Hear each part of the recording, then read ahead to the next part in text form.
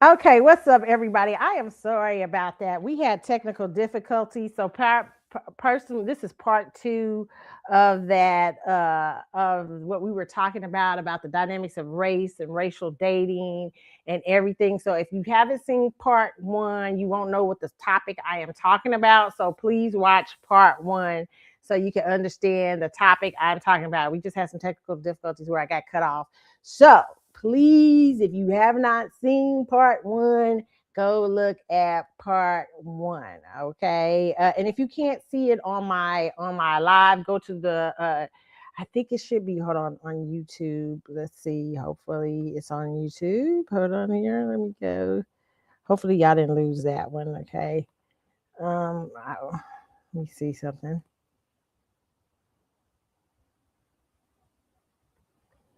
If you guys can see it on YouTube.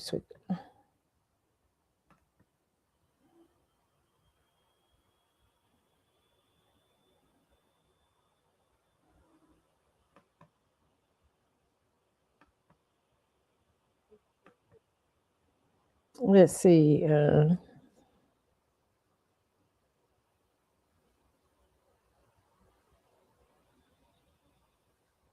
Mm, Going to see you guys so I can make sure you guys are getting.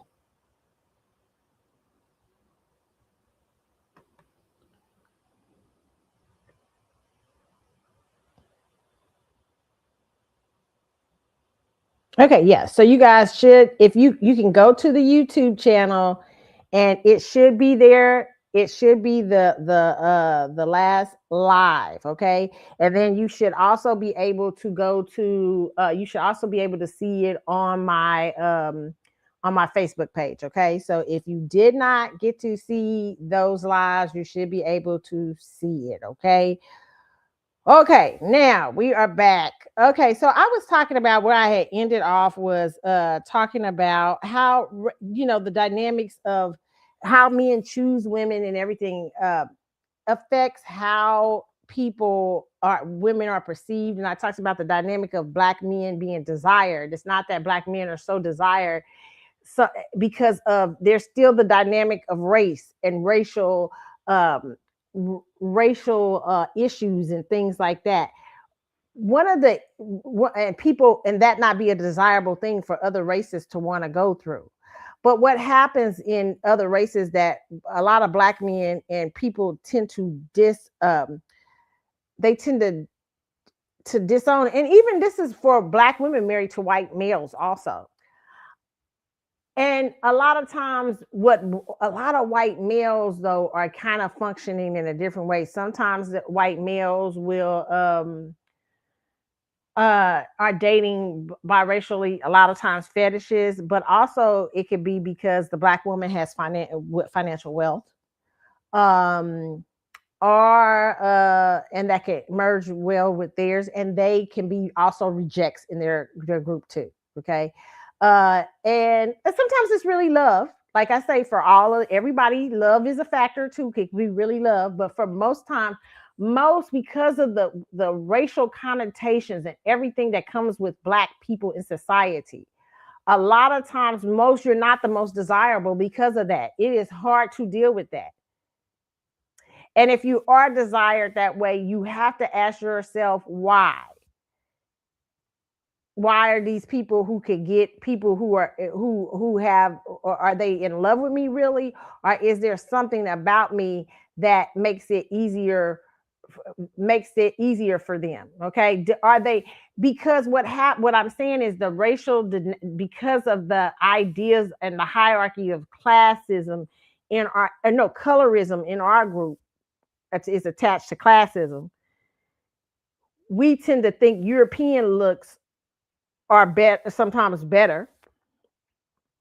And what happens is the men will date European like women, or treat them way better than they would a black woman, because they consider that, because of the colorism that's going on in our head and we haven't healed from. And so you're a lot of times men are the men and because these other groups know that they can't get wealthy men in their group, or they've been rejected in their group and stuff like that. So in order to go get access to other people, they'll go to the group that's they know is desperate for a European look. Not because you must be desirable, it's because it's a lot of rejects from other groups. A lot of women can't get me when they start saying, well, white men don't treat me the same way black men. You always should pay attention to that.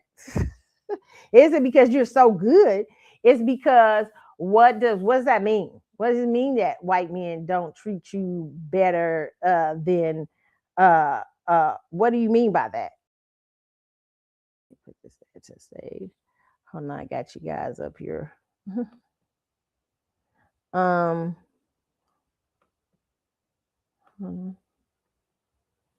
what does that mean? We always have to ask that. I always tell people, ask that question about what does that mean? What does that look like? Okay. So proof of this is one of these things that I saw. Let me pull this up. Hopefully I can get this up here.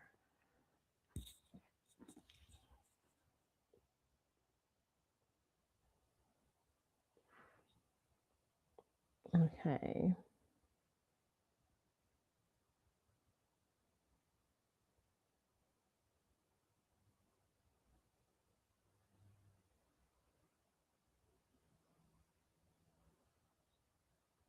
Let's see.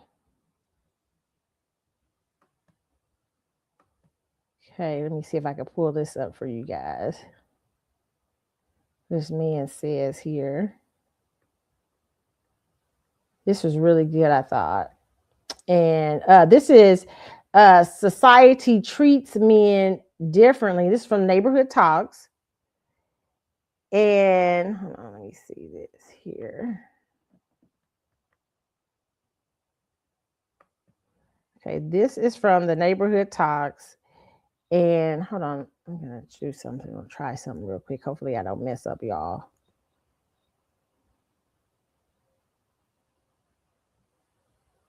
Never mind.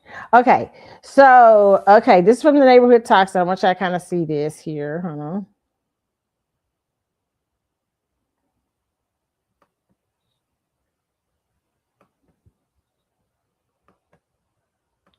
And this man is saying, y'all agree. Carlos Miller says society treats men differently based on whether their woman is attractive or not. She's a reflection of you. So, okay, here I am.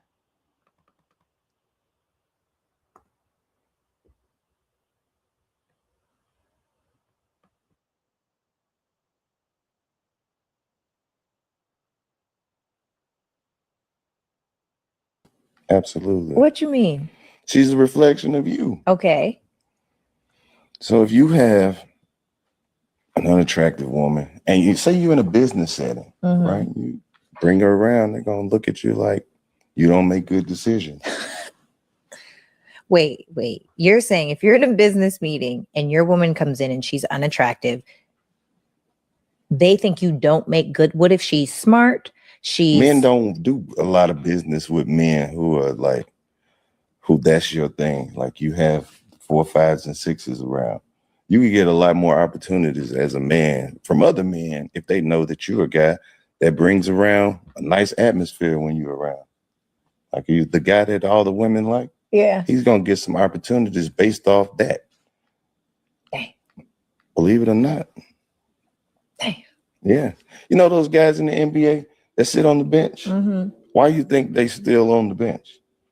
They bring something to the table. It's just not what they want to put on the floor. Dang. Absolutely. They just People treat you different when your lady's unattractive. They treat you different? They treat you, yeah, they treat the man different. They judge you based off your lady. Okay, so I want y'all to understand what he's saying. He said people treat you different when your woman is unattractive. You get better business deals and everything. So imagine this.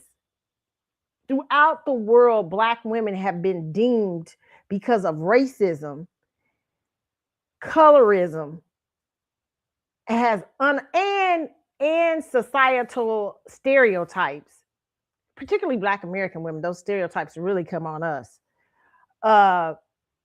because of and that comes on us in our own race and with our own men. because of these images that have went around the world, and also the plight that racism brings. This is for Black men and Black women. Both of you are considered not desirable for any group because of racism and the plight that it brings. Black men, don't believe the hype that you so worth it, baby, you so fine, that I will take all this racism. Some people feeling that way, but not many. Most people, the reason that I'm telling you these women are going after you is because they've been rejected from their groups for some reason, most of them. Not all of them, but some of them. Some of them really love you, but a lot of them been rejects, okay? Because they can't get the top echelon men on their group, so they come after you because they know you like European standards. You want what's considered attractive in society too. And you as a Black man understands how tough it can be to be with a Black woman, vice versa with Black women. Some Black women understand the same thing. Hey, I can get a lot more if I'm married to this white man. Now, it doesn't help white people, your white counterparts. It usually hurts them. And the only way it will help them is if you something in society, or you know what I'm saying? Like if you something big in society, okay, that kind of alleviates that, but they still hold the power dynamic. Or it can be fetishes, rebellion, and those other things too. But for the most part, it's a lot of rejection stuff going on. So this man is saying how important it is for other men to see. It's sort of like, I laughed when the story Deion Cole told about Maxwell, and he said he was with, the first thing Deion Cole said, he's had all these beautiful model bitches around. Why? Because that's the first thing he remembered. Right? You know what I'm saying? What? Hugh Hefner. Why did men like Hugh Hefner? Because Hugh Hefner kept a stable of white blondes and women all around, beautiful women. There was other women of other races and stuff, but the main thing was the Playboy, Playmate Bunny thing is more about white blondes than anything. It's more perpetuating, even though there's been women of different races on Playboy and stuff like that, but it's perpetuated that main look for Playmates and Playboy bunnies and stuff like that, that blonde, blue-eyed thing. Okay, because that's their big thing in their societies. Okay, so if there is a thing for men to have someone that's deemed attractive, and society is saying you can't, it's harder to get opportunities when you a Black couple.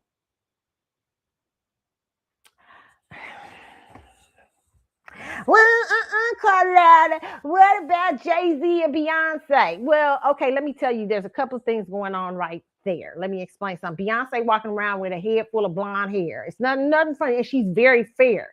Has the very European features. No doubt, no matter if Beyonce was dark, pink, purple, whatever, she'd be a beautiful woman. Beyonce is gorgeous. I don't take that away from her whatsoever. But how much harder would it be for Jay-Z with Kelly Rowland? Well, I'll wait. But y'all tell me. Put my glasses on. How much harder would it be? Put my Tasha K glasses on. Now, y'all can't see me, but I got my Tasha K glasses on. She put her glasses on. I put my Tasha K glasses on. How much harder would it be with Kelly Rowland as his woman than Beyonce? Y'all can lie, and Kelly is just as beautiful. Kelly is gorgeous. Now, I think Beyonce is super gorgeous, but I think Kelly is too. Super. I think Kelly's super gorgeous. And I'm not saying that because there's some beautiful light-skinned women out here, okay? We're not denying that because, people get rejected. But it's just like it's beautiful white women. Okay, I'm not denying beauty in the white women, or beautiful Chinese women, or beautiful Asian women. There are beautiful women all over. What I am saying to you is that it's because of the rejection. Why Jay-Z gets it a little easier is Beyonce is a high yellow chick. But not only that, Beyonce also had a status symbol beforehand. She comes from a two-parent family. She comes from a mama who is sort of like, a Creole looking. She is Creole, right? Creole. And then you got, she's Black American Creole. And then Matthew. Very well established. Beyonce doesn't come from a low-class family. Her family, her daddy worked, he was an executive at IBM. Tina owns a what she owned? She owned a hair salon. They was doing well. They was living in I heard allegedly living in a mini mansion when Beyonce was a child. Beyonce hadn't even made it yet. So Beyonce comes from, she ain't coming from where Mary J come from.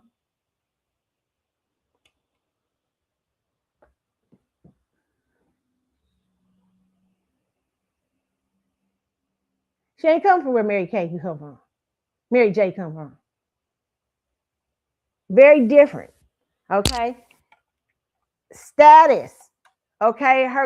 There is classism even in the Black community.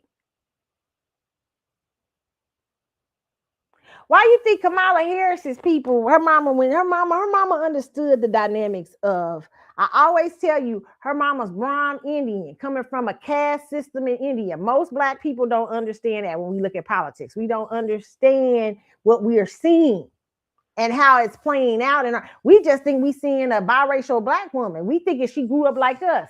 You know, you think if she urban from the hood. Not even all Black Americans grew up like us. That's why you got to ask everything. Because someday you have some people grew up in wealthy societies and stuff like that. Beyonce grew up very different. She's not, Beyonce didn't grow up in the urban area. Okay. She might have had some urban cousins because most Black Americans had to, back in, even if you grew up in the 70s, they used to hang with your cousins in the hood and stuff like that. You know what I'm saying?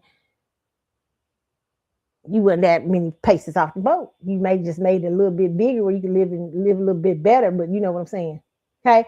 But Beyonce comes from a different background than even Janet Jackson. That's why, you know what, let me tell y'all. Did y'all not remember when Janet Jackson got pissed off at Beyonce because Beyonce kind of showed her allegedly that Beyonce has said some stuff like my family doesn't come from poor poverty.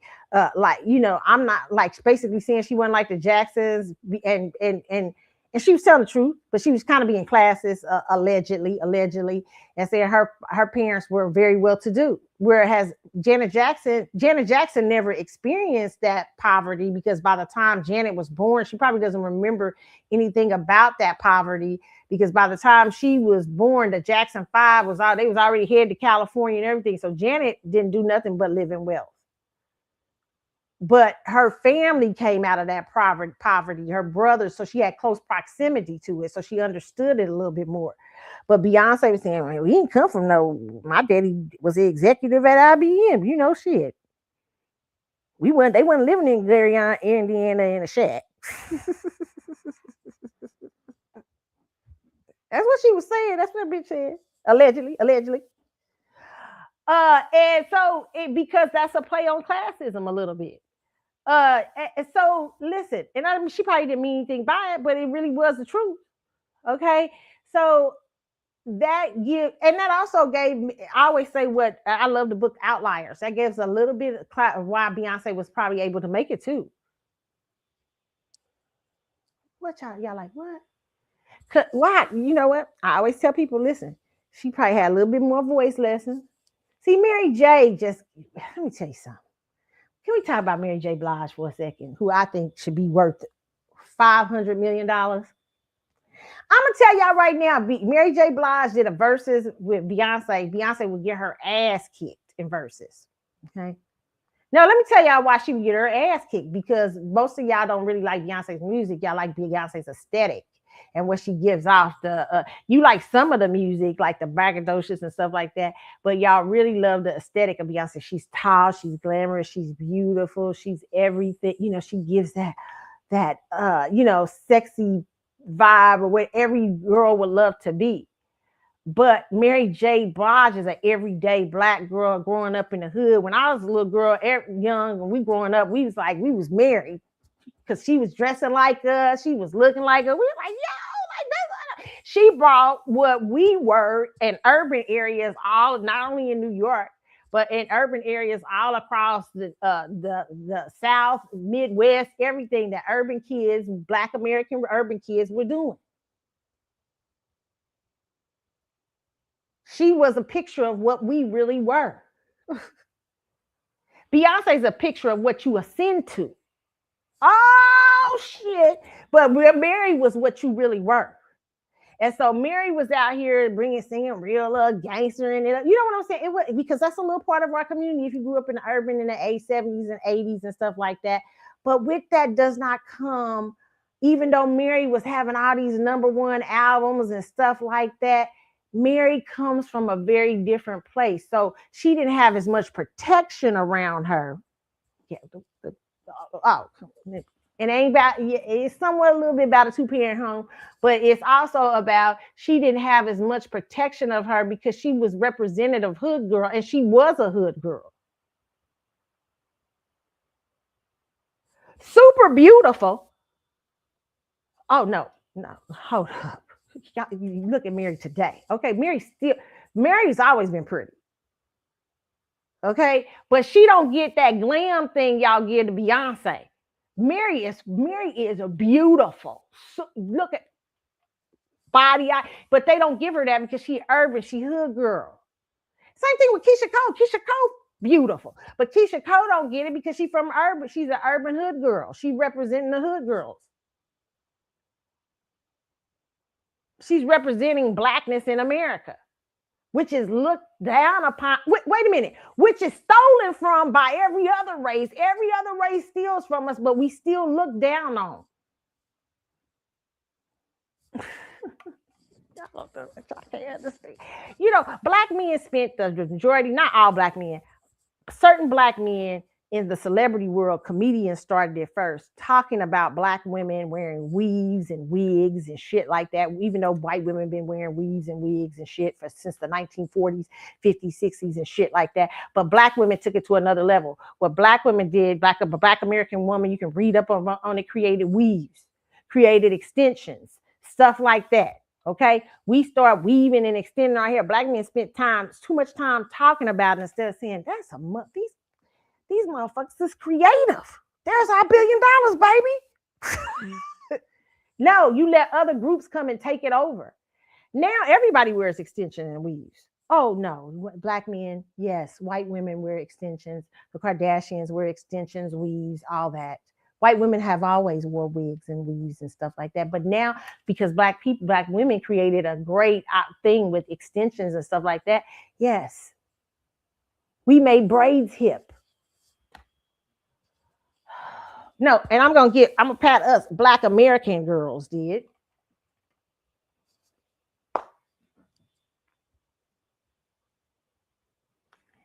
But because they told you we ain't shit in society and they made you look down on us and oh, they hood and they get, so you find us unattractive.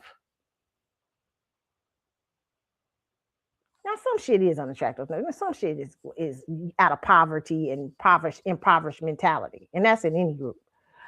But for the most part, you take the beautiful things, the aesthetics about us, like Mary. Mary is left out there. She was left out there fending for herself.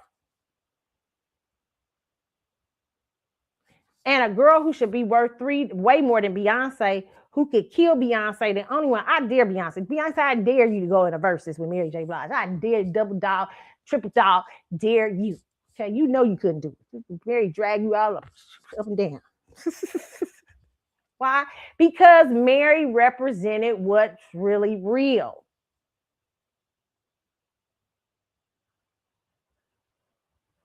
But that for most people is not considered attractive.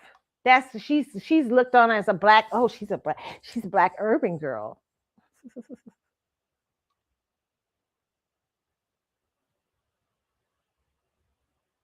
Even though she's super beautiful. Now, there are some other things I could say, probably what happens with Black American women too, because Black American women, a lot of times we've had to be masculine. We were masculines, a lot of us, because we grew up in a society that was super racist and we had to protect our shit. So we a little bit more, you grew up in the urban cities, you learn to talk a little bit more rugged. Even if you was a good girl in the urban cities, you still learned to learn how to have a little bit more swag, how to talk a little bit more of this, how to understand this, how to understand the hood a little bit more, because you had to survive them urban streets back in the 70s and 80s and shit like that. You did. You had to try to survive that shit in the crack era. Okay, so you had to learn how to be like, okay, I got to be a little tougher. I'm maybe not as feminine, but I'm walking down the street to school. I got motherfuckers yelling at me and stuff like that. We in a impoverished community. It's crazy shit going on. It's 15% of the community got it fucked up. Racism in society got it jacked up. Everything. So I got to learn to be tough. I got to learn to handle my shit. I don't think people discuss enough the Black American survival kit. And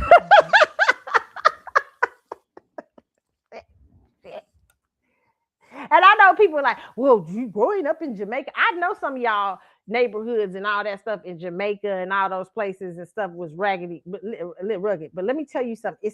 It wasn't just about neighborhoods, impoverished neighborhoods for Black people. It was the constant barrage of racism. At least there was 75% of other Black people you can go look around to. I mean, we dealing with the belly of the beast. We dealing with people putting drugs, using us for a drug war. Where our neighborhoods used to be nice and stuff like that, and then Black doctors could live in the same neighborhood with the man working construction or the man working this, working at the working as a janitor. Well, suddenly the crack era changed all that shit. Thank you, Ronald drug dealer Reagan, allegedly. And I'll ignore it. Is that allegedly anymore, though? Anyway, allegedly, we'll say this case. You couldn't believe how your neighborhoods changed overnight. So you just got through with a battle of fucking discrimination, segregation, motherfuckers spitting on you, going to school and everything like that, calling you nigga and stuff like that. You just came out of getting civil rights laws on the books, and here come the motherfucking crack era and Iran-Contra and shit like that. Here come the closing of motherfucking factories and places that gave Black people jobs and stuff like that. All these things. So all these neighborhoods are becoming overnight even more impoverished. Then they wait. After the crack era, what they do, I call it the crack bomb. When the crack bomb goes off, what they do? They wait for a second, they wait for a little bit, they wait, and then they start infusing the community. All these people done lost jobs, ain't got no place to go. They done lost it. We already dealing with the harshness. We done already survived your racist onslaught and slavery. Now you infusing our community with drugs when people losing their jobs and shit like that. They can't take care of their family. So what motherfuckers turn to when they feel, and I know it wasn't right, but what they turn to is a lot of people who couldn't handle it turn to drugs. And over fucking night, communities become war zones.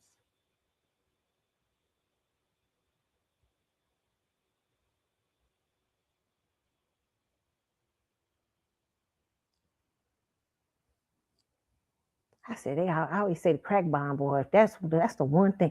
I almost think the crack bomb was just as bad, not just as bad as this desegregation and segregation. They knew. We just now trying to recover. We just now trying to get our feet. So I saw a family member who used to be a crackhead back in the day. She didn't for about 15 years. She been clean. I'm like, goodness. Remember you was running around on these streets like a crazy person? So this is what Black women in America who were being the face for Black women all over the world, because they put us out. They used to make us the face. Now they globalizing and they trying to discard us. But they put us, and so we became the urban look, this for what Black girls, how you act and everything like that. But we was trying to act out of survival. And it became culturally a little bit who we were, because we like, shit, we gotta survive this shit.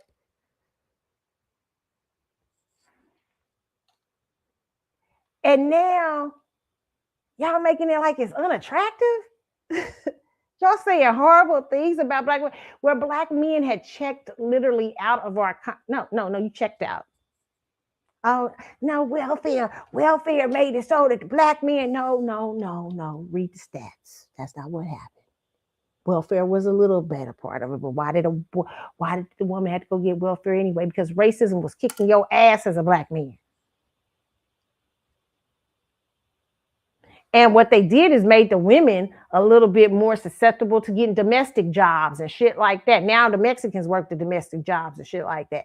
Okay, they make before they let black people had to make they working domestic job, they working stuff like that. Even when a man couldn't get no job, a black woman could go clean a house. Save the motherfucking community. See, when y'all talk about black women, y'all better remember who saved the community. Saved the fucking community because because they was kicking you in the ass for race. So how black women supposed to act? They ain't got no protection from nowhere. How black American women supposed to be? We develop a toughness. And Mary, to me, was a picture of that. That first picture I ever seen, big picture in society of a girl who was bringing in music to me what black hood girls were. But the reason she ain't worth all that money and stuff, and she done made people 20 times over billions and billions of dollars, and she's a beauty. The reason why she's no Beyonce is because of how we feel. We reflect back. We reflect back to her our appreciate. She took on something different. But Beyonce is kind of a wish of what y'all want to be. But Mary is who you are. Most of us. And so the reason, you buying her music, you this and that and everything like that. But she still represents that struggle. Something that you don't want to be reminded of. But Beyonce represents, look, I can be a diva. I'm just a diva. Even though she experienced racism either, because Taylor Swift would come through and wipe her ass out. Even though Taylor Swift ain't nowhere near as talented, near as pretty. Now she can write her song. Now, wait a minute, I ain't gonna dog Taylor all the way off. That motherfucker can write, okay? Which is good. Beyonce, questionable. But Beyonce is very talented. But Beyonce, and another thing about Beyonce's aesthetic, Beyonce has been forced upon the collective. She's an overhyped star too. That's another thing. But Mary is the real deal. But the whole thing is, Mary reminds you of what your everyday struggle is. And so you won't pay a $2,000 to go see Mary because you don't want to be reminded of your struggle. You like to hear it. You like to listen to it. You make her number one, and she'll be there, Beyonce in a verses for sure. But you won't respect it. There's a disrespect. There's a disconnect from black women who are representation of the struggle. And that's in every country, even in South Africa. You ask South Africans how people view Winnie Mandela. Even though some people say Winnie became something different when Nelson went to jail. But what was she supposed to do?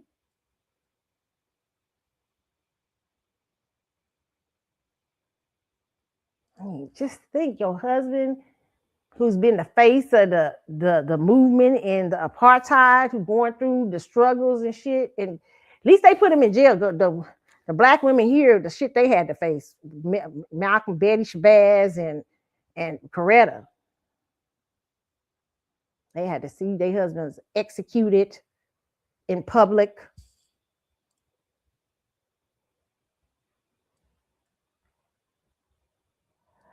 But Winnie was dealing with a different system. And a system in a different time too, Frank, a little bit.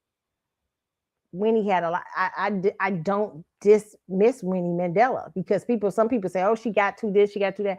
But it's a response to what she was going. And not that it's an excuse to do bad things. I'm not saying, but I don't know if it wasn't that if she wasn't doing what she had.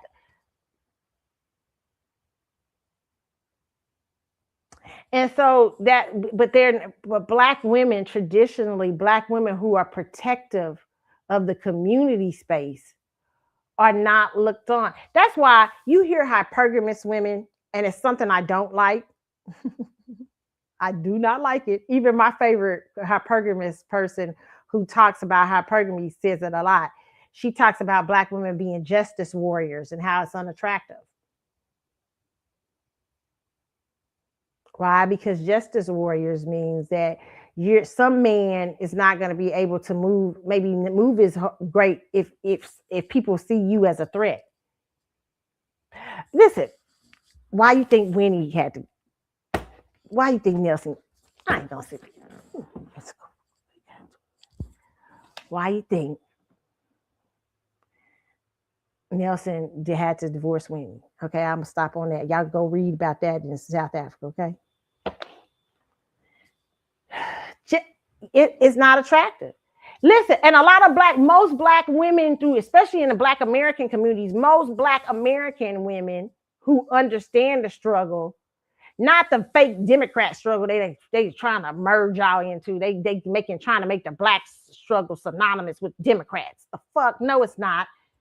I hate these motherfuckers that did that too. They just pissed me off. Then they got a whole bunch of high class flute and made y'all think that the Democrat struggle. No, they're a political party. We got to see and they're a political party that's likely to work with us, but we got to make them work with us. You got to make them do something. You can't just what I hate today is the Democratic Party struggle has become synonymous with the Black American struggle. And what they've done is put these fake ass people up there, fake ass people who can talk like you, who get urban. Yeah, girl. Yeah, honey. Honey, yes. And they ain't going to talk to me that way because, honey, what you saying to me, Mr. Senator? And blah, blah, blah, blah, blah. Because they sound like us. We still get fooled by that. And we ain't hearing what they saying. We like, fool, wait a minute. What you done did? Hold on. We see you talk like this. We see you a homegirl, whatever you trying to be. But what are you doing for the community?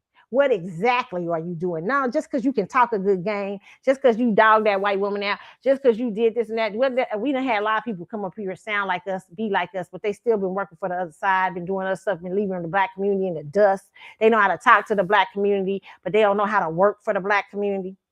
They know how to subdue the Black community, but not how to do it. Because there's a lot of the motherfuckers you got right now in the Democratic Party. Okay. All right. Anybody who supports the Democratic Party. Not the Republicans are the best, but I'm just saying, hey, you got the same kind of, it's almost a deeper dynamic there. So we tend to make that synonymous with our Blackness. That is not synonymous with your Blackness. Fighting racial injustice has nothing to do with the Democrats. Unless they're the party that both parties have done things in America that has been towards Black America they've been pressured to do things towards Black American strides. They've been pressured by politics to do so. Neither party is if you're gonna do that. Listen, the Republicans are the Emancipation Proclamation Party. They freed the slaves. The Republicans are the party of Reconstruction, failed Reconstruction. The Democrats are the party, well, it used to be the Dixiecrats, was the racist party, but then they understood after Roosevelt, hey, you know what, shit. If we start playing to the things that the needs of poverty and stuff in the Black community, shit like that, I mean, we can talk a good game with these Black people. Then the party switched, okay? And then they became the party, still the Dixiecrats, but what they became is the racial party of the civil rights movement. And shit, it wasn't Kennedy. It was actually a racist Dixiecrat that passed it because of pressure. And he was going to do it anyway because he said, allegedly, they said, Lyndon said, if I put these civil rights bill through, I have these niggas voting for us for the next 50 years.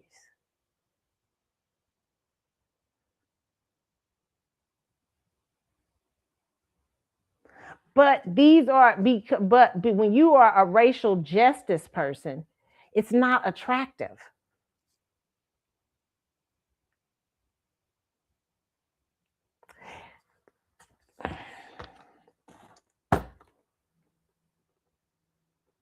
me tell you right now. Okay? Let me tell y'all something right now. Let me tell you why black girls are not getting celebrities a lot of times, unless you some light skin and you look like a dodo head. You know what I'm saying? I'm not saying light skin, soft light skin. I'm just saying that sometimes you gotta be a dodo head or a darker, even darker skin dodo heads. Light skin dodo heads, dark skin. Unless you some sort of, you playing the game. Well, yeah, whatever he wants. Unless you're playing the wealth game a little bit and you ignore the reason a lot of the celebrity males don't come back because you representation of the struggle.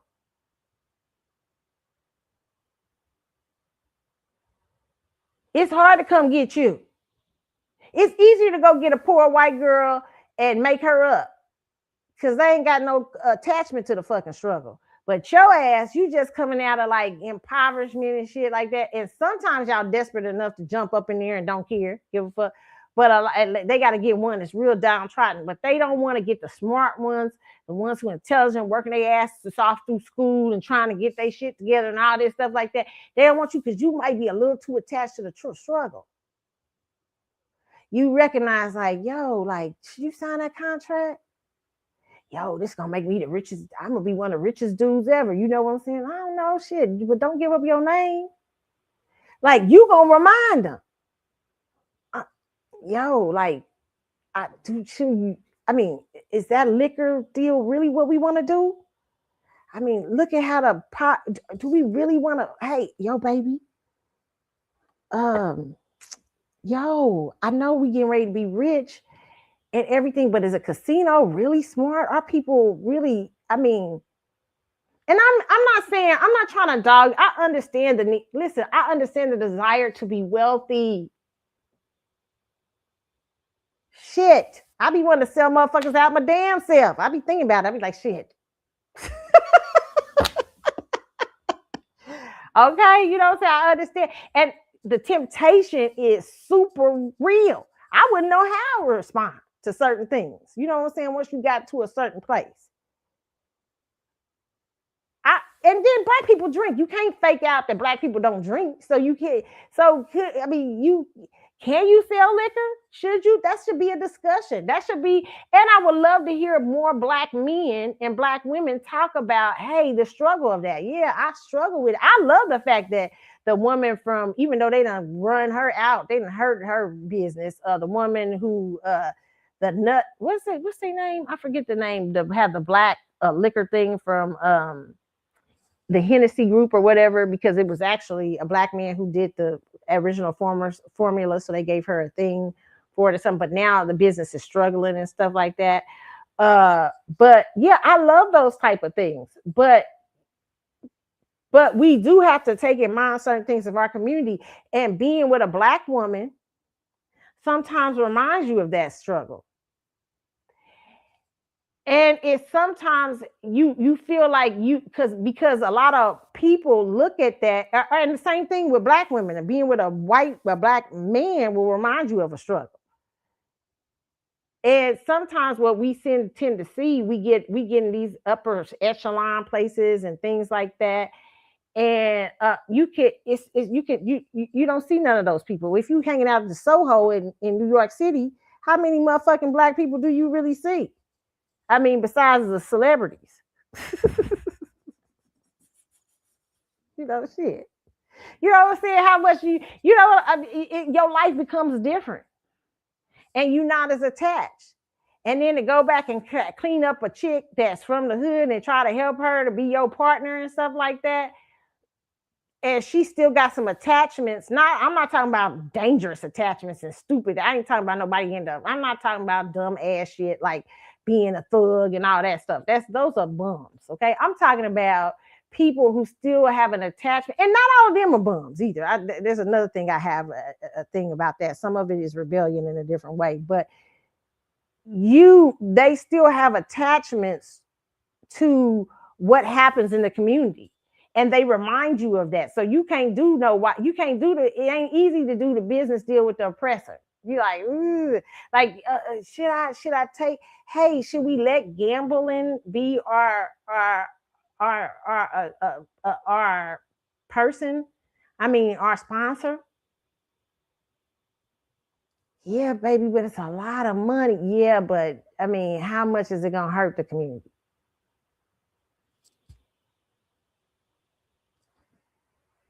I mean, it's hard. Those are hard decisions. And it's harder when it's two Black people coming together. I mean, in that dynamic. Now, you say Jay-Z and Beyonce. Okay, why isn't that? They probably have those struggles. But I'm going to tell you this straight up truth. They both are from, Jay-Z is from a family who, he comes from a single mother, single parent household. He comes from Marcy Projects, and in my personal opinion, uh Beyonce is Ascension. I mean, you know what I'm saying? He picked Beyonce because she's Ascension. She's everything that marks his territory. I don't know if Beyonce has enough attachment to the community to be like Yo Jay. Now they look like a powerful Black couple, but I also understand that they are a powerful Black couple who is acquiesced to white capital. Even more so, I would say, than Puffy. Now, y'all heard how Puffy was talking on that last video because it was starting to get to him. He was starting to see he ain't as powerful in a room as he thought he was.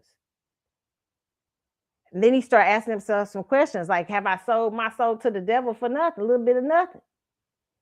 And when he started asking himself them questions, and they start realizing he was asking them questions, well, suddenly, you know what, motherfucker? We know you got all kind of character flaws that you refuse to fix. We know you got all kind of shit going on in your personal life. So we about to see how cute you are. See, that's why I say you gotta protect your character and everything. I ain't saying you gotta be perfect, no. But even when you're not perfect, you gotta have, you gotta be powerful enough to understand it. You never, being a Black man in society, you never really a white man. You never got white benefits. No, you got to believe that. I tell people, don't have no white man benefits, have God benefits. Because when you walking with God as your protection, can't nothing stop you. But if you trying to achieve white man benefits, well, you know what, that you can't be like desire to be like your oppressor. Your oppressor has no scruples, no ethics. I'm not saying all white men don't have ethics. I'm saying the oppression of white society. Not all white people, because there are some great, wonderful white men and women all around. I'm talking about the system of racism and white supremacy does not have ethics or morals. So you can't desire, that can't be your desire.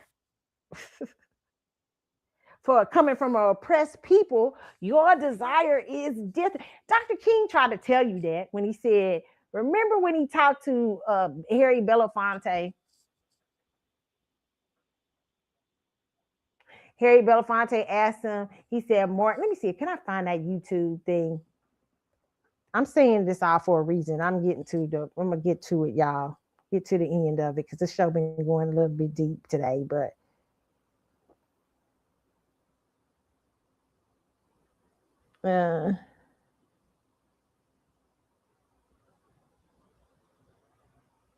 let's see.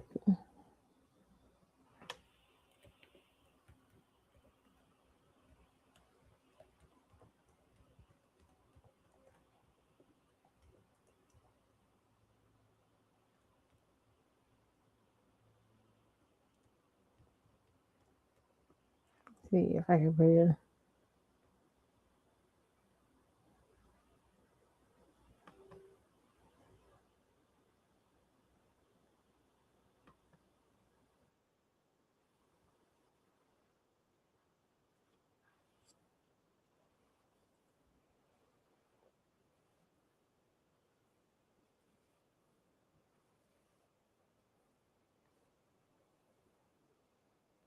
Okay, let me play y'all this, okay?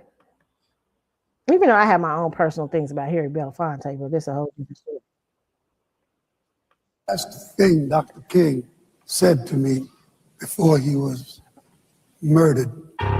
Martin said, I sit here deeply concerned that I suspect we are leading our nation on an integration trip that has us integrating into a burning house. Most of the politicians I know of make promises only to walk into the places of power and then deny us.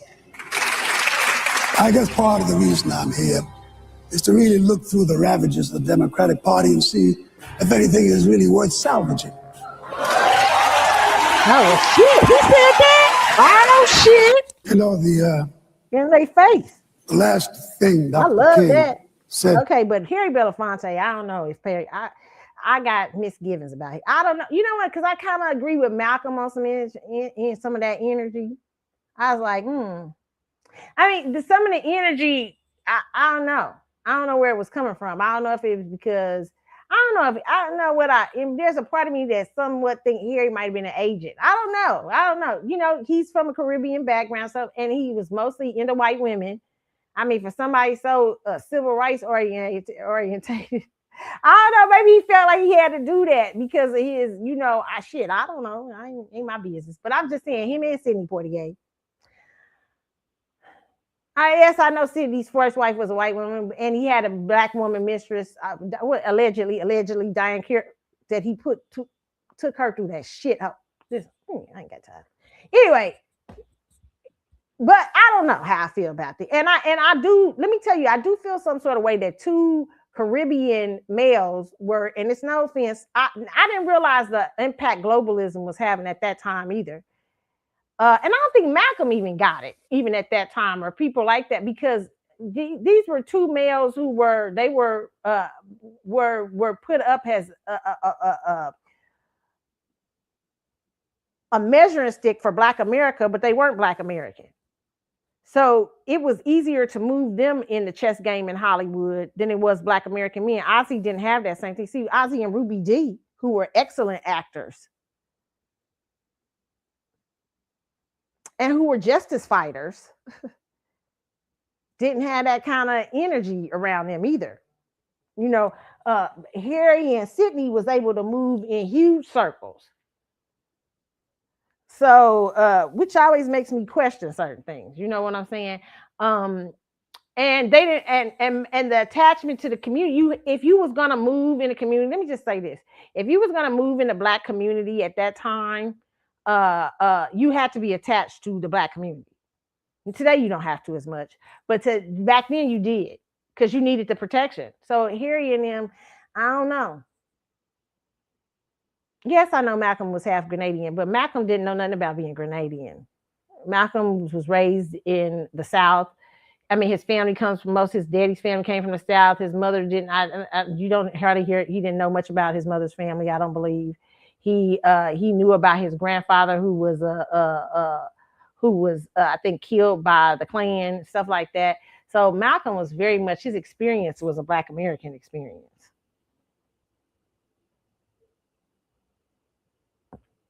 So yeah. So I don't know.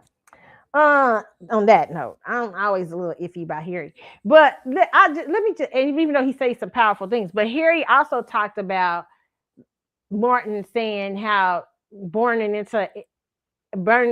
integrating Black people in the a burning house, but he said how Black people must be firemen, and they put out the fire and stuff like that. That means we're supposed to be the consciousness to this society.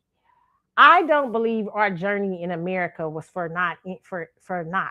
I believe God always has a purpose, even when evil is the start of that purpose. The slave trade was evil. It was not God's will. It was evil.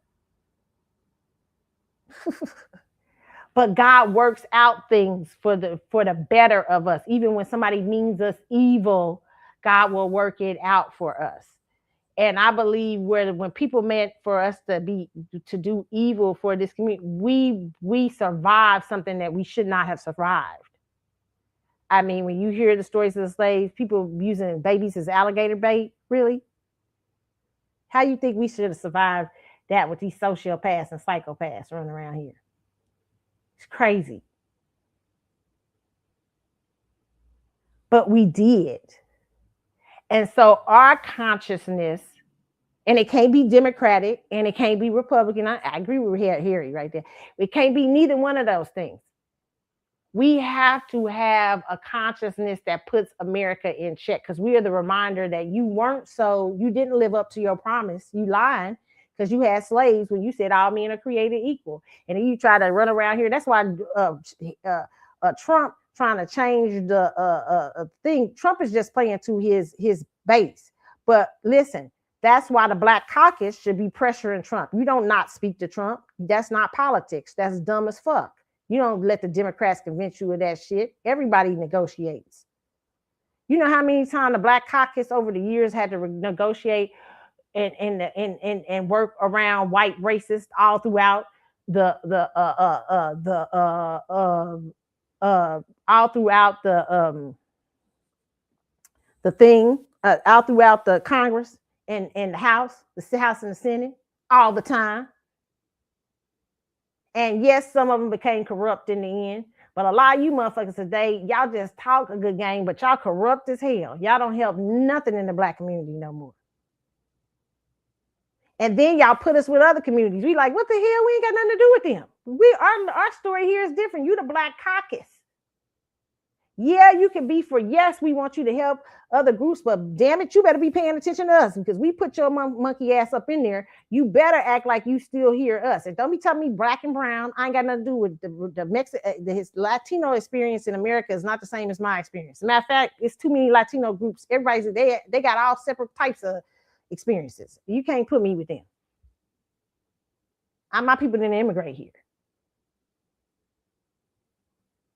So you have to put the Black Caucus back on the road. And then a lot of y'all voting in people who y'all think just because of their blackness, but you ain't looking at their background. Like Kamala Harris, y'all thinking, oh, she's but she's not. She comes from a Brahmin Indian family. And like I said, her mother understood something. What her mother understood was she understood being from a caste system that, hey, that society picks certain things. And she probably won't be being from the top caste system. She went and married a black man from Jamaica for some reason, who was from a high end family in Jamaica. Well, he's really a biracial Jamaican she married, okay? And you got to see that. I wonder what that did to her in the caste system, okay? So she was very familiar that, hey, caste systems are a mess. So when she comes to America, she probably realized there's a caste system. My daughter doesn't fit with the white people. My daughter doesn't fit with the Asians and the Indians. They're not going to accept her either, because we got a caste system, and I done married out my race. I didn't marry within the caste system. So where am I going to put her? Where am I going to raise her around? Is somebody who the caste system is, they're constantly reminded by it. That's why questions y'all didn't ask. This is just my opinion of Kamala Harris, my one-on-one of theory of Kamala Harris.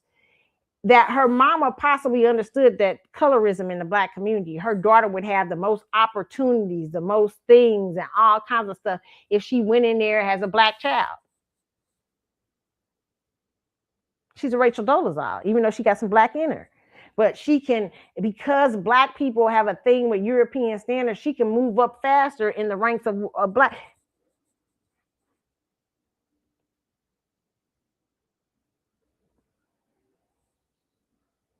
She can be idolized by the community, even though she's not one of them.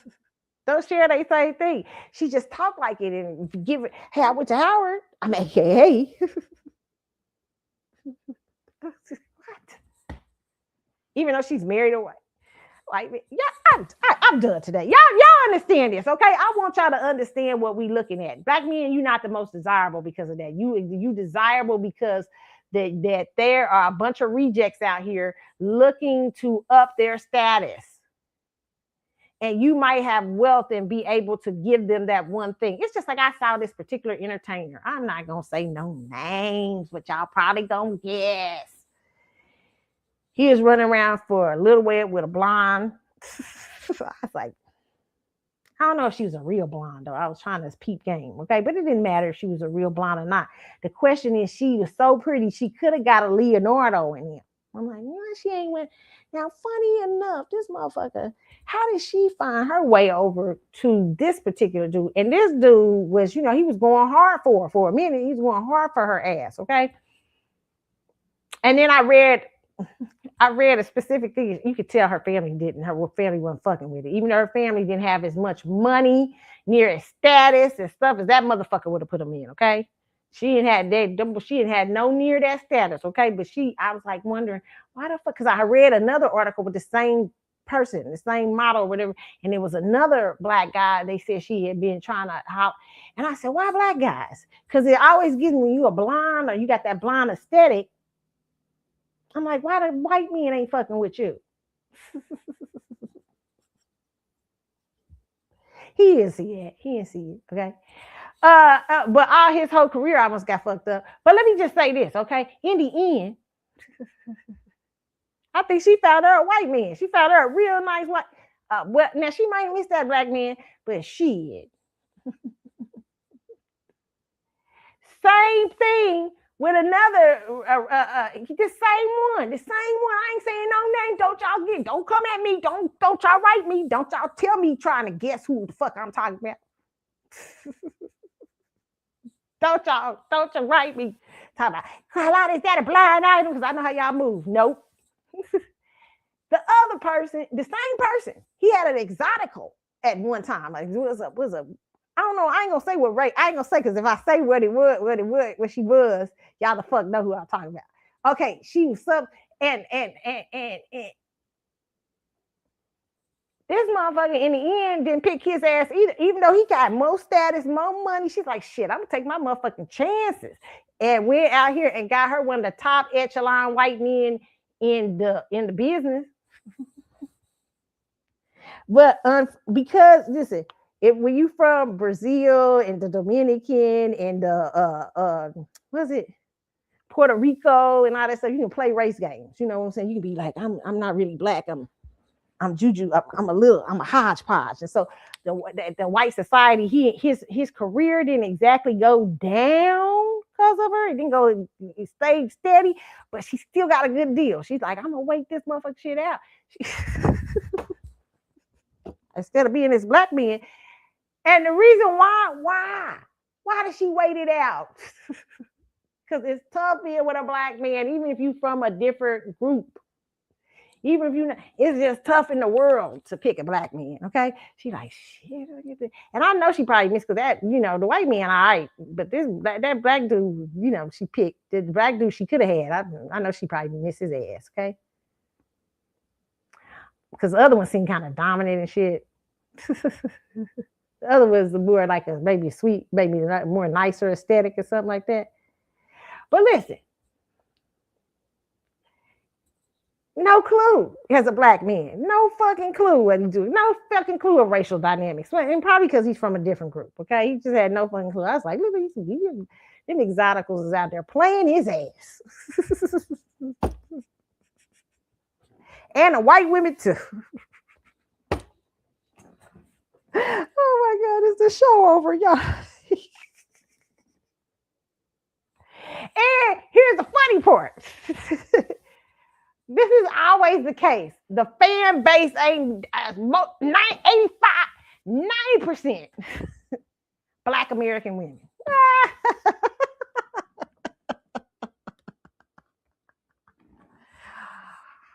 Oh shit. I can't really say it. Are we our own demise? I don't know. It reminds me of when this one particular black actor, I went to Essence Fest one year. This black actor had them like they was all around. There were black girls everywhere.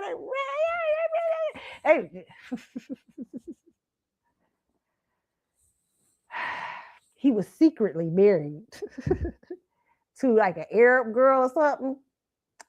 90% of his fan base, Black American women. Why didn't he pick you?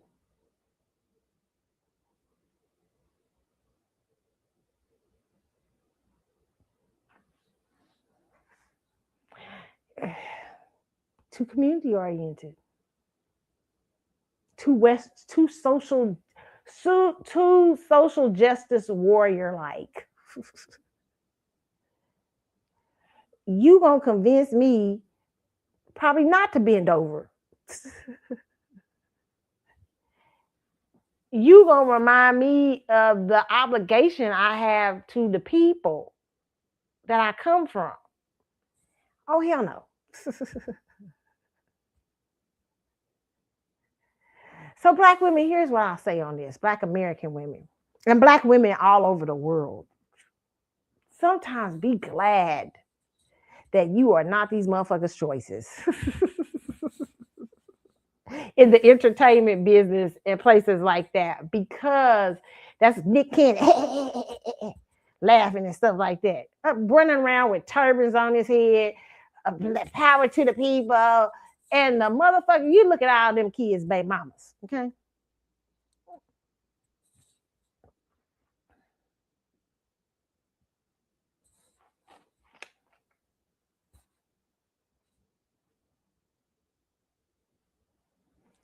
And who probably keep the career alive? Look at the verses. Who keeps the career alive versus the baby mamas? Okay, well, and that's where y'all will end at. Look at the career. Who keeps the career alive versus the baby mamas? Who's listening to the podcast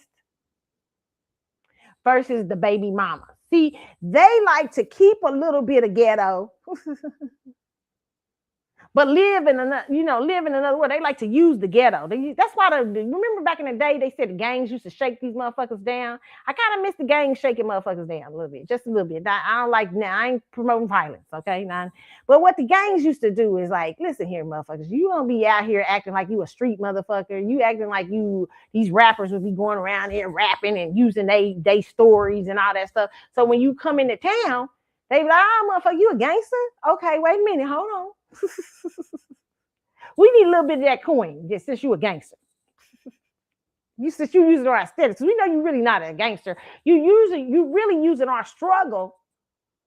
Like some of us have been grown up in impoverishment and stuff like that. Some of you motherfuckers have been using our struggle and stuff to get big out there and sell our stories, but we ain't getting no money from it. You just getting richer up there pretending to be a gangster. So anytime you come in town, we gonna shake your ass down. Not that was good, but it did teach a lesson, a valuable lesson.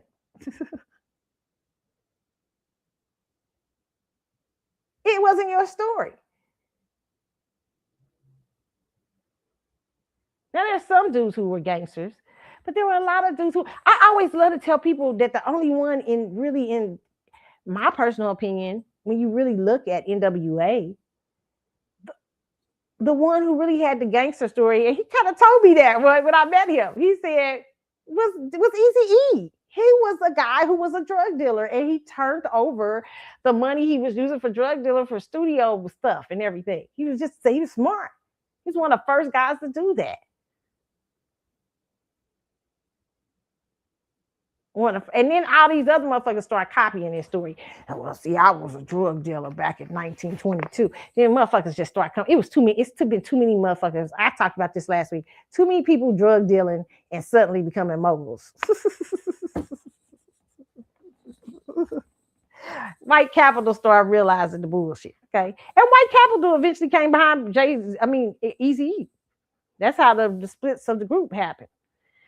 But listen, I'm just saying to y'all, a lot of these people be out here pretending. They love to take the black aesthetic, black thing, because they know who is that appealing to? That black aesthetic, mostly black women, because black women are still the strongholds of the community. So a lot of black men will sell black dreams, but they don't really want to participate in black struggle and black life. I just use it for my, for my career. Shit, I come out here and be like, I know all them black girls out there screaming for me. There ain't nothing more beautiful than a black woman. Yes, y'all the most beautiful thing in the world. And then they be going back with their white girls.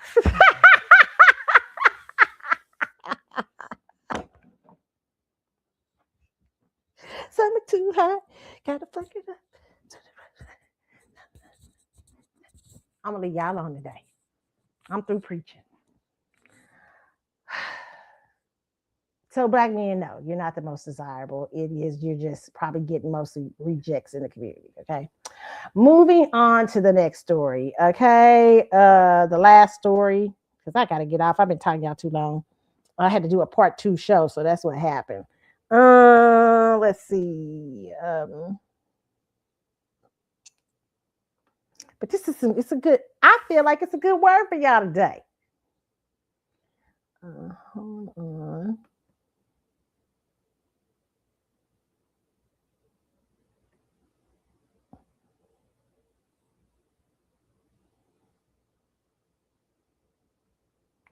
Let's see.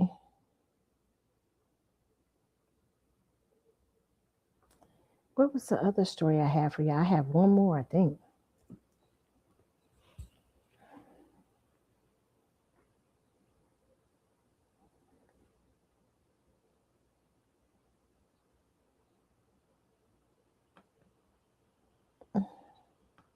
And then a lot of the women that are representing the community too are not, Black American women. It's a lot of stuff going on here. Okay, yeah, okay, I got 2 more stories. I think 2 or 3 more stories. Okay, let's get through them. Okay,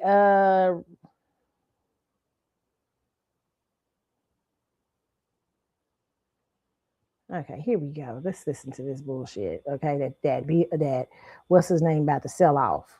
Okay, to Bill Maher. Well, these white Hollywood racists is coming showing their faces. But they gonna pretend to be liberal. Not everything in America has to look like Angelina Jolie. This is from Radar Online. Angelina Jolie's Christmas card. Tim Allen and Bill Maher are holding back in a new interview calling out DEI practices in Hollywood. What? Who the fuck? Let's listen to this bullshit. I know we got to listen to this bullshit. This is probably some bullshit. I didn't want to get into that. I didn't want to patronize people. Right. If you're going to do a third one, I said, I thought they were kidding. I said, I don't know whether my generation, because all the people that I know that I would make it with are either dead or not the right gender. They're all, light-skinned European older men, and that doesn't fit the DEI thing that everybody wanted. They wanted, a potpourri of. Well, you can have DEI in the cast. Well, yeah, but then they said I didn't want to get into that. I didn't want to patronize people. Right. If you're going to do a sitcom, it's just got to be funny. You got to have some drama. I couldn't agree more. Not everything. Diversity is a great virtue. It's not the only virtue. And not everything in America has to look like Angelina Jolie's Christmas card. I said, somebody told me I was like the Tom Brady of sitcoms. When they asked me to do a third one, I said, I thought they were kidding. I said, I don't know whether my generation, because all the people that I know that I would make it with are either dead or not the right gender. Okay, but I hope you ain't saying that the reason your fucking show went, I'm gonna tell the truth. I used to watch Tim Allen. Tim Allen, what happened is it was the time ran. It's like Leave It to Beaver. I still watch Leave It to Beaver because it's a good show. I watch it every morning. I love me some Leave It to Beaver. Okay, but the motherfucker, it don't work today's time. And today's time, it does for some people. Like I like Little House on the Prairie. Little House on the Prairie was good for its time.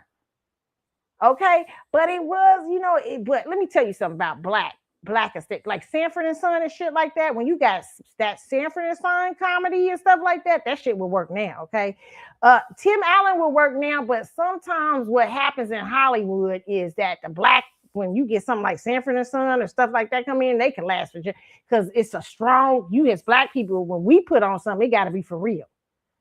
Okay, it for real. It got to be the bomb up in there. You know what I'm saying? Tim Allen, it's just your time ran out. It ain't got nothing to do with talking about because you at light skin meant DEI, diversity. You motherfuckers ain't never did no diversity. Like diversity ain't really Hollywood diversity. Hollywood is one of the most racist. Talk about the Republicans being racist. No, Hollywood is one of the most racist places on earth, and it's the place where a lot of white liberals sit. A lot of white liberals that will back people like Barack Obama that's begging Michelle to run. Oh my God, y'all better keep game. They still like whiteness in control. It's like, wait a minute, hold on, like, wait a minute, we've got to be forced to put black people in our shows now. I just want to be funny. But them same motherfuckers, we're black, they got a whole black cast, will be like, well, now why don't you just it'd be nice to put a little white wife in there, or a white girlfriend. Be like, you don't need no white people. Yeah, they will do the same. No, Tim, they don't force y'all to do nothing. They've had you on for about 10 years. They ain't force you to put two no black people. Talking about DEI. DEI for who? Who it hurt white men? How did it hurt y'all? Who did it hurt? Hollywood is funny. That's why I can't understand how y'all be buying white liberals. I be cracking up. I think that's the funniest shit ever. I be like, one needs to look no further than Hollywood. One needs to look no further than California. I'm going to walk. One needs to look no further than New York City to understand the dynamics. I remember my family used to come down from my hood family from California, a hood family from New York back in the day when Black Americans was living in those places. They still live there, but they done edged them out through the prices, gentrification, and all kind of shit. Okay, and new domestic workers who will work for less money. Okay, because Black Americans tend to be sometimes citizens. Okay, that's another story. Now I'm saying not all y'all, but not some of y'all. You know what I'm saying? Okay, moving on. Okay, so back in those days, they come to places that are traditionally known as racist, like the South, which is definitely racist. No, it's just a different brand of racism than the North. Okay, and California, and it's a different brand, it's a different thing. But they would come down they come to the Midwest, they come to the South and stuff like that. And Black people in the Midwest be living good. They be like, God, y'all got a big ass house, but it was still the hood. You still living in the hood, but they like, y'all houses is big. Y'all got a house. And you go to California to they shit and you walk in the door and drop off the back porch.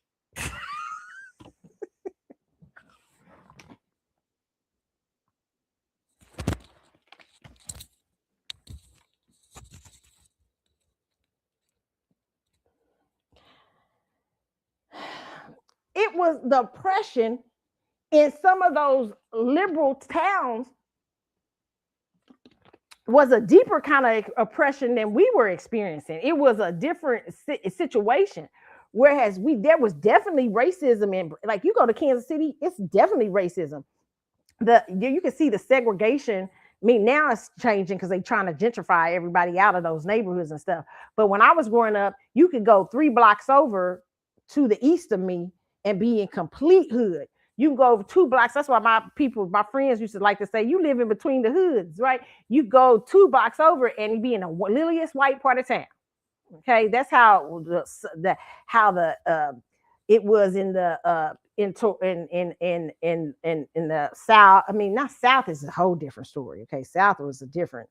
They sometimes be living in shacks in the South, okay? But the Midwest and stuff, certain places and stuff, you got a little bit of a better, because you had at those times it was factories. There's a reason for that aesthetic going on, even though they was redlining you, okay?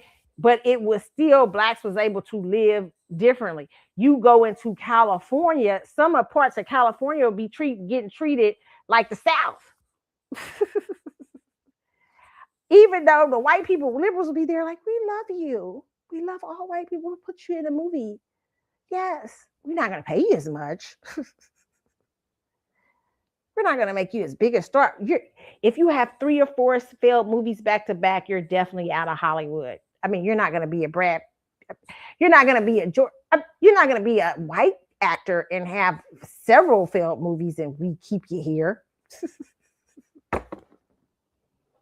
The racism, it's just as deep. It's just different. It's just different ways they go about it. One's nicer about it. One's like, yeah, not bad to have you in the back. And the other one's like, shit, try to fend for your own. Get out our shit. You know what I'm saying? Well, one's like, and one is like, yeah, we'll put you in a little movie. You just can't be you just can't be us. You're like our little pets.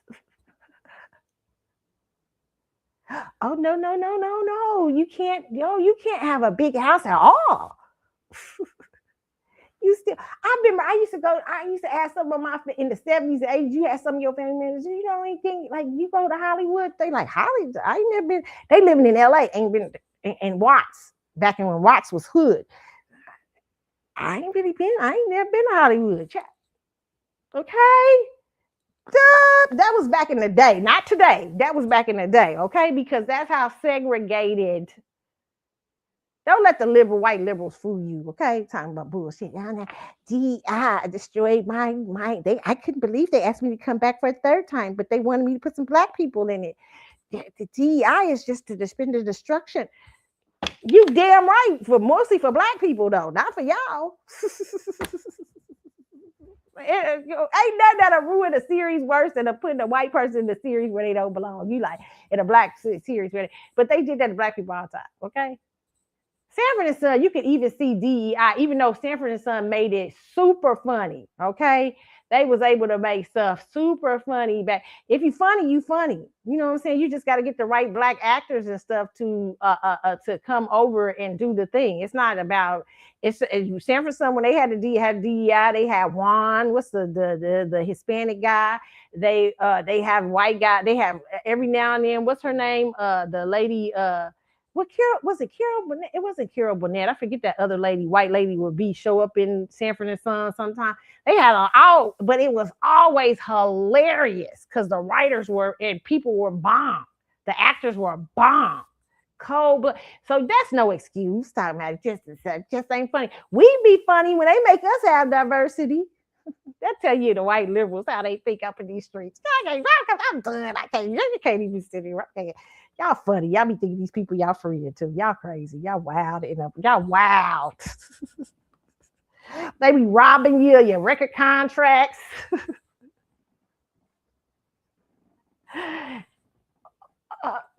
And would tell you don't need to run the record music industry. They put Jay-Z's little face up there like he running something shit. They all behind him running the show. Funny as hell. Come on, y'all. Y'all funny. Y'all got to actually think no, they're not your friends. The quicker you realize there are no friends, the better off you'll be. Now, there are personal friends. Yes, you have personal friends. But when it comes to the dynamics of a race in a whole in America, you have no friends. There is no party. There is no black party. There's none. You just got to put your own politicians in different places. You got to learn how to do like they do. Put your own politicians up there to run and play games like play. In some ways, you ain't got to be them, but you got to understand how the game of politics is played in America so that you can play them correctly. I don't say be like them. No, don't be like them, but play the game correctly. Then they'll be ready to change it. I mean, if you look at all the money that black artists have made, black performing artists, black artists, period, in show business versus how they get treated today, how much money they've made for the collective of Hollywood, for Hollywood to keep its monkey ass going. It's wow. But yet you still can't even, let me tell you something. That's why I don't pay no attention to a lot of black Hollywood. I don't pay no attention to them no more. You motherfuckers will sit there and be go to the different, and I understand why you got to go. You'll go to the different things and everything, but yet you motherfuckers will be on the set crying because you can't get a black hairdresser on set. You got to pay for your own weave. You got to go pay for your own perform. You got to go pay to go. They know motherfucking way they should be still treating y'all like that. You got to go pay to get your to poor when you hear Monique talk about how she had to pay for Gabby Sidibe to have makeup and stuff on the set. Oprah and Tyler, I do agree with her on this. You should have been ashamed of yourself. Asking, if you know Black people, you produced a movie, they put you out there as the white faces of that. Okay, they put you out. I mean, the Black faces of that. They put you out with the white capital behind it. Put you out as the Black producers of that movie. Yet you should have been making sure because you had the most money. You should have said, "Hey, we got you under the table because we know these motherfuckers ain't gonna pay you. We'll get you because you go out and do this and that and this and that, blah blah blah." Soon as she told you ain't got no money, y'all should put your money together, but y'all might not got that money. It might be a hype thing. You know what I'm saying? I don't know what the hell's going on. I really can't say Monique, but at that point, when Monique was right, the fact that she had to pay for her for hair and makeup to show up to make sure so she can go out and do promotions allegedly. The fact that y'all motherfuckers can't get Black hairdressers to come on and the fact that y'all still gotta argue about pay. Taraji P. Henson was just on there. I didn't make enough money. What was it for the Color Purple remake of the Color Purple? You what? And yet y'all run around here and cape for white liberals like crazy. And white liberals run Hollywood. The same motherfuckers that won't let you get your weave done, pay for your weave to get done for being in a $1 billion movie they're gonna make billions of dollars off of. The same motherfuckers that won't pay you fair wages and will put a Black face up in front of them. Y'all cape for them motherfuckers. Wow. Y'all need a civil rights movement in Hollywood.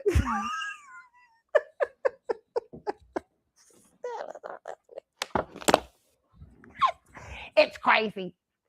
And you still got these Black art. I've talked about the music business too. Oh, I ain't finished with y'all motherfuckers. The music business is even worse. At least they'll give y'all a hit. At least in the music business, they'll give you a little bit of money ahead of time, like so you can look decent. Music business teach you like hoes. You know what I'm saying? You know how the pimps used to do the hoes. The pimps go buy you a whole bunch of clothes and shit. They like, oh yeah, you gotta look good. You gotta look the part, shit, bitch. You gotta look like you doing something out in these streets. That's what the music business is. These is pimps and they hoes. They give you a little bit of money. Let's give you a little bit of money, make you look good, make you look like something, so you can turn these tricks for us. But motherfucker, you dependent on us. Oh, you want your little masters back? It's gonna take years. You might have to bend over for this. You might have to suck a couple of dicks, but it's okay. Shit. Y'all say these people y'all friends. That's why you can't listen to celebrity. Can I tell you this right now? These are some of the most desperate motherfuckers, desperados out there. Okay, not all celebrities. There's some good celebrities out there. I ain't talking about y'all. The very few of y'all who are out there who hold it down. There is some. Don't get it twisted. Y'all know who y'all are. There's some celebrities out there who hold the motherfucking shit down. And I understand why you other ones keep turning over and spitting your booty cheeks and all that. I understand all that. I understand it's hard. I know it's something, it's hard out here for a pimp when you're trying to get the money for it. I understand all that shit. You know what I'm saying? It's hard in them Hollywood streets. All right. But you can't come on here making me think these selling shit for liberals. They treating y'all like shit out there.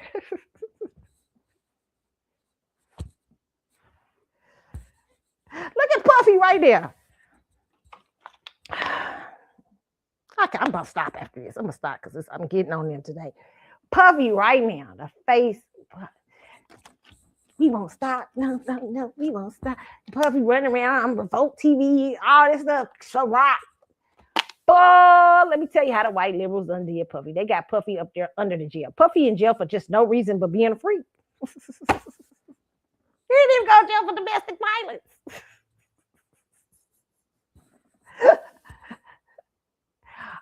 These are y'all friends.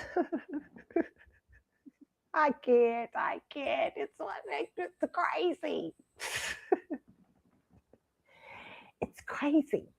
That's why you can't trust it. That's why you can't look at your favorite celebrity and be like, oh, what she said, she said she hate Donald Trump. You can't, you can't look because you like, who do you like?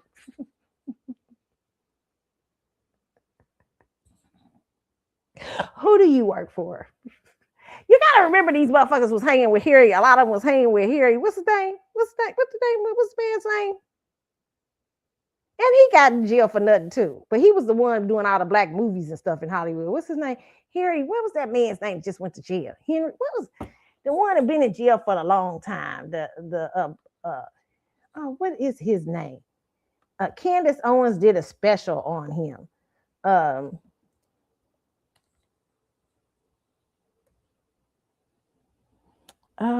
I forget his name.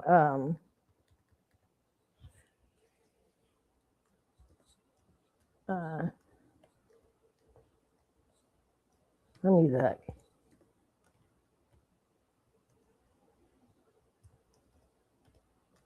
See if I can find Harvey Weinstein. A lot of y'all was hanging with Harvey.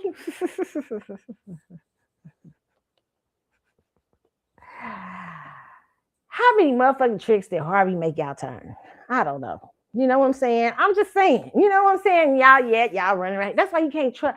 Because what I've come to realize, and I'm a performing arts person. Okay, I understand this, and it's hard for me to understand it because it's a lot of people who want to go into the performing arts and want to go into Hollywood. And listen, don't let this stop you from going into Hollywood. You ain't gotta be turning tricks and shit. But you might not be as popular, or you might not be as. I'm not saying that some of the popular people. There's some people who made it in spite of all that. You know what I'm saying? But I'm just saying a lot of these people are desperados. That's what I had to come to realize, that a lot of people will do anything. They will turn any kind of fucking trick. They will do all kind of stuff. Because at first I couldn't understand. I said, why are all these celebrities sounding alike? And they all praise the same people. They all like the same thing. But yet they be getting treated like shit in Hollywood. They be coming on crying like, I can't get my hair done. It be basic shit. You be like, you couldn't get your hair done. They mispaid me. I can barely get any money. You're like, you ain't got no money. Why Oprah and Taylor didn't give you no money? They had you working for free. You know, you start realizing, you start saying, oh. And some of you can't really judge them because some of you motherfuckers do the same thing at your workplace. You know what I'm saying? You can't really judge them harshly, but you got to understand what you're listening to. You listening to motherfuckers who have done anything and everything to get to that spot. And so these motherfuckers really don't care about the collective. They don't even care about themselves. They ain't even worked enough of the situation in Hollywood that they can be getting paid fairly and shit. It's really Black America that did a lot of that shit. Like them arguing and taking on their little causes. But them motherfuckers could care less. They walking around, they can't barely get a motherfucking hairdresser. They can barely get paid decent wages. Nah. What I mean by decent wages, you like Carlotta, they can making millions of dollars. I know, yeah, and a lot of them, but and I think that's decent. I think that's really good. You know what I'm saying? You ain't got, but they want to be up there with they white counterparts. They can barely get the respect of their white counterparts, even though they bring in way more money than some of them white counterparts. You know how much Will Smith bring in compared to fucking what's his name, Brad Pitt. Or fucking what's his name? What's the other one? George Clooney. Yeah, you Samuel bring. Look at that with their movies. I ain't got time. Okay. You know how much money they bring in for Hollywood, and they still be probably struggling up against them white actors. Okay, they still struggle for the respect and the power they got. Leonardo DiCaprio's ass too. And I'm not saying that white actors don't have their own struggle, because I hear everybody be having turn up booties and stuff, but not all of them, but a lot of them. Okay, I'm just saying that you listen, Black people. You can't be trying to sell me that these motherfuckers is the people I need to look for. I need to be looking at these liberals. These white liberals are our friends. They mean the most for us. When they treating you like shit. I'm watching you in Hollywood. You got sexual harassment. You motherfuckers can't even. You in order to get a record contract, you might have to suck a few dicks. And you a man and doing stuff that you ain't. You ain't gay, and I can't even imagine how they treat gay men and women. That want to be in the entertainment industry. And y'all trying to sell me these people to I should trust them. And they won't even give some of y'all no money if you don't support the Democrats. It's crazy. It's wild. It's wild. It's like wild how y'all have got turned how the celebrity world has. You can't trust them. There's nothing about them you can trust because they're so in with their own enemy. And because they let a few make it, then that's supposed to be the thing to keep y'all there.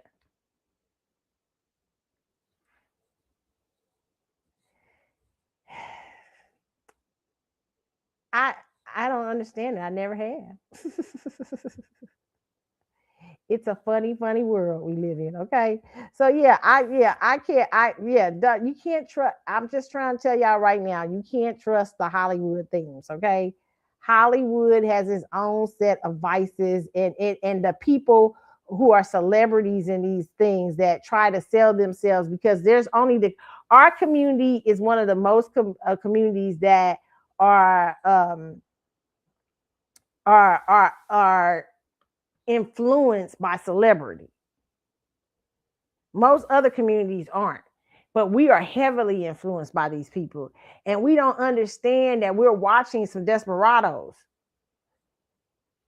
Yes, they have tremendous gifts and talents, and they can do tremendous things, but you can't let gifts and talents fool you. I remember I was listening. I told this story before on I told this story before on Blog Talk. Never told it on here. But Juanita Bonham told this story one time about her sister. And her sister had been her sister had been I forget what her sister had been her sister had been a prostitute and in the streets and everything for a long time. Even had a story, her testimony, she even had, when her sister got cleaned up, she talked about how she almost was killed by a serial killer and stuff, a very famous serial killer. She was one of the victims that got away or whatever. But during the time that she was on the streets and everything, the sister's son was dying. I think this was a story. I can't remember it all. So forgive me if I'm just quoting it off. But the sister's the sister's son was dying, and they went out. They came up because at one time, this same sister was really loved the Lord. I mean, just really, she wasn't a prostitute. Something happened in her life. She got into drugs and everything and ended up being a prostitute and stuff on the street. But beforehand, she was going to, Juanita told the story about how one of the big time preachers, I forget his name, he was in the audience that night, and she told Juanita, said she went to your school. She was like powerful in God. She could touch people, get them healed, pray for people, get them healed. But now she was out on the street prostituting, doing all kind of stuff, and trying to just ate up by drugs. Juanita said they went out to the street. Her family went looking for her to tell her the son was sick. Her son was dying. He was really, and the doctors had given to us, said nothing they could do for him. They found her out in the streets. They told her about her son. She came back with him to the house. Juanita said, she said, I need a bath. They run her a bathroom. Juanita Bonner said she stayed in that bath for about 5 to 6 hours, 4 or 5. I can't remember how it was, but trying to cleanse herself or whatever she was doing. She said she stayed in there a long time. She said she came out, fixed up, dressed up, another person, said, take me to the hospital. Went in the hospital, crawled into bed with her son and laid over her son and just prayed for him. Got up the next morning, went right back on the street. Her son was healed. Her son was bet up. The doctors was in amazement. Juanita told this story. She said, because she told us that story, and she said, don't tell me about a gift. Don't tell me about a talent, because you can have gifts and talents. Your gifts and talents are without repentance. but that don't mean nothing for your character. Let me tell you something, because God there's people out on the street, believe it or not, that is heavily gifted. And there are people up in them Hollywood things that have made it that are heavily gifted, but they ethics and morals ain't shit. Okay, so I'm just trying to tell y'all, don't tell me about a gift. Okay, just because you see people who are heavily gifted, you think that makes them nice. You think that makes them this. You think that makes them down for their people. You think that makes them, no, it don't. Some of them is the most downtrodden individuals with money that you can ever see.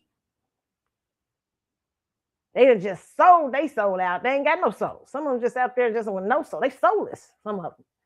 That's why they sitting up there with no hairdressers and no this and that, and yet still trying to get you to buy into this certain liberal devil without seeing him for what he is. And I'm not talking about white devil. I'm not talking about that. I'm talking about the liberal aesthetic. Okay, this whole idea of liberals being the black people savior. Bullshit. Okay. All right. So moving on to the this next story. Okay. I said I can try to get out these stories, y'all. Hold on. Now here I talked about this the other day. I'm tired of y'all with these Jim Joneses. A clip circulating online shows David E. Taylor urging members of the congregation to give what he calls a glory seed.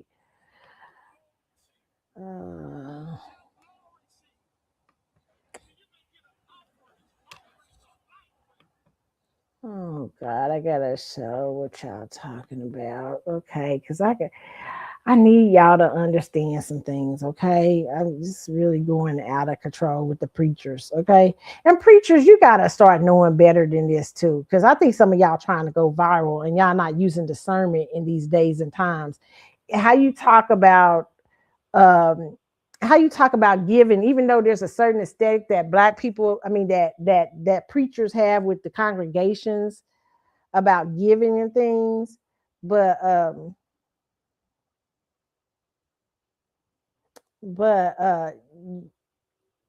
yeah, everybody else doesn't understand that, and it just makes it look crazier. So let's play this clip from this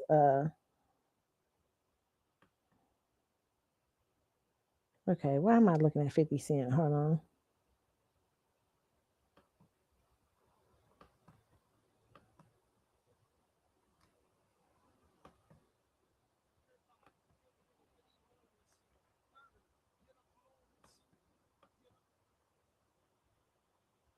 Okay.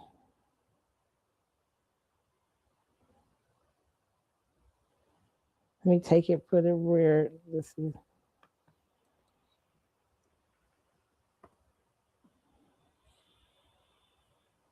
Okay. Get a glory. Empty your checking account. Okay, let me say it said pastor encourages members to empty their banking accounts during sermon. Urges congregation to sow a glory seed. Empty the whole thing. Don't even wait. Empty it out. This is a glory seed. Shout glory seed. Shout glory seed. See, you've been given offerings. Offerings are lightweight. Glory carries the weight. Offerings are lighter than glory. Get the glory seed. Come on, quickly. Don't even hesitate. Get it, pop up right now. There's folks that got 25,000. There's folks that got 10,000. Your count has 10,000. Empty the whole thing. Oh, Lord, we haven't heard it on this fashion before. I said empty the whole thing. Everybody in here to get a glory seed. Hurry, get a glory seed. Okay, and let me just say this. A lot of churches are struggling right now, so they're giving a lot of these kind of sermons and stuff like that. When churches are struggling, they tend to do this. Let me just say this, okay? I think today that pastors have to be much more careful with their language when they're talking about emptying the whole thing and stuff like that. Now, there is biblical principle behind this for people who are Christians, okay? See, I always go back to the word. That's why I was telling y'all yesterday, if y'all read, okay? Remember there is the old widow lady who came up in the Bible and she gave people were giving big offerings in the Bible. People were giving huge offering, and this widow lady comes, and I can't forget what part of the Bible it's in, and she gives a handful of change, and let me see which one that was, because it's important that I tell the story right, okay? Because let's see if I can make sure who it was. That's it. Okay, let me see.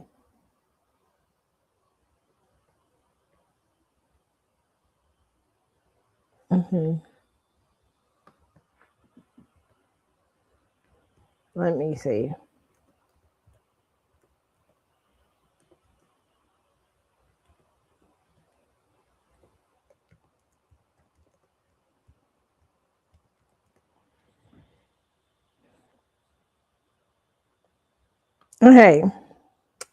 Okay, this is the widow's offering. It says, Jesus sat down, and this is from Mark 12, 41 through 44. It says, Jesus sat down opposite the place where the offerings were put and watched the crowd putting their money into the temple treasury. Many rich people threw in large amounts, but a poor widow came and put in 2 very small copper coins worth only a few cents. Calling his disciples to him, Jesus said, truly, I tell you, this poor widow has put more into the treasury than all the others. They all gave out of their wealth, but she, wait a minute, we talk about Jesus. Jesus was crazy. Jesus was wild. Jesus was different. Well, let me read this. Oh, because it gets me excited when I read this, because it's so crazy. Because it tells you about the power of what Jesus was. Jesus was wise. Jesus was so wise. But this is what he says. He says, truly, I tell you, this poor widow has put more into the treasury than all the others. They all gave out of their wealth, but she, out of her poverty, put in everything, all she had to live on.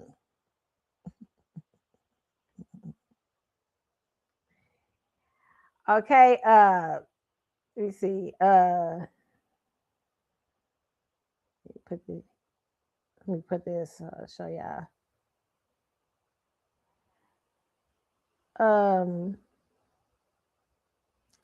And Jesus said that she put more into the treasury than anybody. So there were rich people who had $100 million and that was given $100,000. Like, ain't nothing.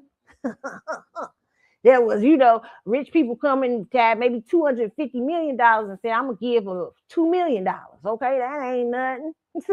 But this widow may have had only 4 coins at home, which worth $1. And she gave 50 cents of her dollar, or 75% of her dollar.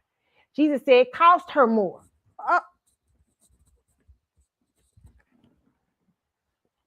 Wait a minute. Let me tell you. Okay, this is what a lot of these preachers, and y'all be showing clips, and it's not fair sometimes to the preachers. But I also believe preachers have to be more respectful about their language and stuff today, because we don't want nobody giving up their rents if God ain't told you and all that stuff. I ain't saying that. Okay, God ain't saying be dumb. Okay, God's saying give out of your brokenness. Okay, so this woman gave a lot of her income up, anything that she had for what she could afford to give. She gave out of that wealth. And Jesus said, hey, she done gave a lot more. And what does the Bible teach you? What is all constantly through the Bible? Constantly there's a theme through the Bible. Constantly, from the Old Testament to the New Testament to the end of time, there's a constant thing. What is it? Sacrifice.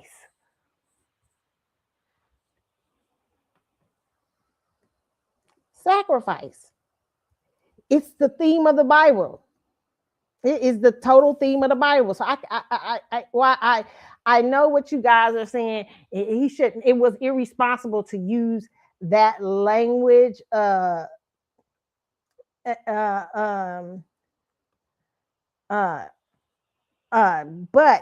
that there is biblical reference to that. That sometimes when you give what is hard to give. Like sometimes God could be telling you to give something to somebody. I remember one time I had this brand new thing I had just got, and I paid a lot of money for it, everything.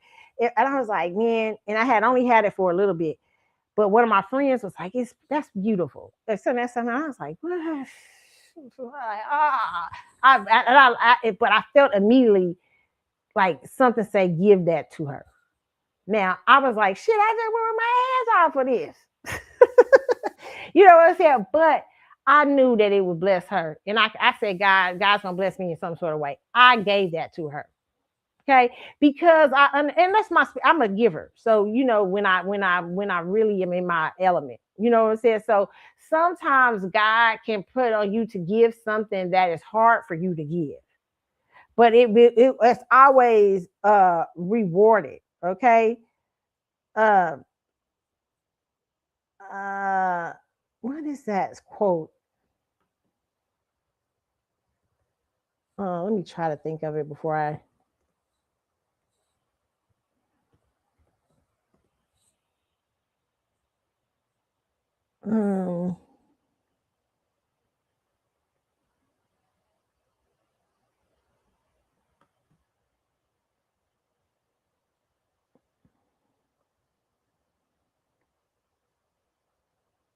I forget the quote, but uh sacrifice in the Bible is huge. Okay. And the reasons why you sacrifice, right? But to sacrifice, that's why that widow was, and he's trying to tell them, hey, give a sacrifice to God. You've been playing, but give God something big, is what he was trying to say. Okay, now he shouldn't have told people to empty out their bank accounts. He should tell people, make sure you take care of your responsibilities, but you give out of your sacrifice. If you got a little, what can you give? Give something. Like if you got $100, can you give that 50, and if you'll be okay? You know what I'm saying? But it's sometimes people give something great. You know, I just say, hey, you got to be talking to God about that. But what God is saying, give something great from yourself. What you know, and so I think that is a theme throughout the Bible. It's not now if somebody telling you to rob your coffers every month, and they tell you, come on up here and give me everything you got, and you see the church is broke down, and he getting all this money, he driving a Cadillac, and your church leaning over and all that stuff. You got to question some things. That's why you should be having business meetings at church. Business meetings at church used to be the most wildest things you could ever see. If you ever been to a business meeting back in the 70s and 80s at a church, or late 90s, early 90s, them used to be some of the wildest things you ever see. People be almost coming to blows. Okay, listen, you got to have business. You got to be knowing where the money's going. Okay. Yes, your pastor can be blessed. Yes, your pastor can look good and his wife look good, but not if the church is leaning over. Not if y'all ain't really helping nobody. Y'all ain't got programs. Y'all giving millions and millions of dollars to your church, but your church looking like a shack. That shouldn't be. Okay. Now, here, let me tell you something else too. I always tell people this. Don't believe Jesus was just a ragamuffin. When Jesus died, when Jesus was on the cross, remember when his thing fell out, his robe fell off of him. They gambled for that robe. It was because that robe was valuable. Jesus was a carpenter. And people gave Jesus things all the time. The robe was valuable. Meaning Jesus wasn't hurting. Jesus got blessed because Jesus sacrificed. That, yes, they said the men were gambling for his robe. So also being poor is not like just the thing to get into work, get into God. It just means, it says being poor can put you closer to God because you always needing God for something. It's harder for the rich man, the Bible says, to get into heaven than it is for a camel to go through the eye of a needle. Now think about that. Okay, it's hard because rich people don't have no they don't have no trust. They don't have to lean to God. They think everything, not all rich people, but they think everything comes from their wealth. But the Bible also goes on to say after that, but with God all things are possible. God's saying it is some wealthy men who understand the concept that their wealth is just a gift. And that but it's not that it's a resource from God to use in the way God wants you to use it, right? But most rich people don't. That's why they say it's hard to be rich. But it's also poverty also brings with it certain sets of sins too. Okay, so if you read in the Bible, okay, so that's why sometimes poverty is looked at in the Bible sometimes has godliness, but it's not really, okay? But poverty can put you closer to God because you understand the need for God more. When you need $200, remember, like I used to say, talk about how the old folks used to be in the churches. If you used to go to Black American churches in the 70s and 80s, their favorite song was "Work It Out." Jesus will work it out if you left. How you gonna pay the rent? All your money spent, a little bit to buy some food, even got a light bill too, telephone disconnect, waiting on your next paycheck. Tell you what you ought to do. Jesus will see you through. Turn it over to the Lord. He'll work it out. And they be Jesus, people be up just shouting because people be really saying, hey, Lord, I need that rent paid next month. I don't know how it's going to come through. Jesus, we need some food on our table right now. I don't know. I'm trusting you, God, because it put them in closer proximity to God because of their need. So constantly in the Bible is preaching the theme of sacrifice, sacrifice, sacrifice. Give what you can't give. I always tell people, please watch David, the series of David. Oh my God, I love it. It's one of my favorite series to watch right now because that theme of sacrifice is all through it. But even sacrifice works in the world. Listen, wait a minute, hold up. God recognizes God has universal principles and laws. So even a sinner who sacrifices everything to get to somewhere sometimes can trigger things to come in his life because he doesn't sacrifice. But the element of sacrifice is all through. It's just what you sacrificing for. All through the Bible, sacrifice. Give up your heart. Give what is tough to give.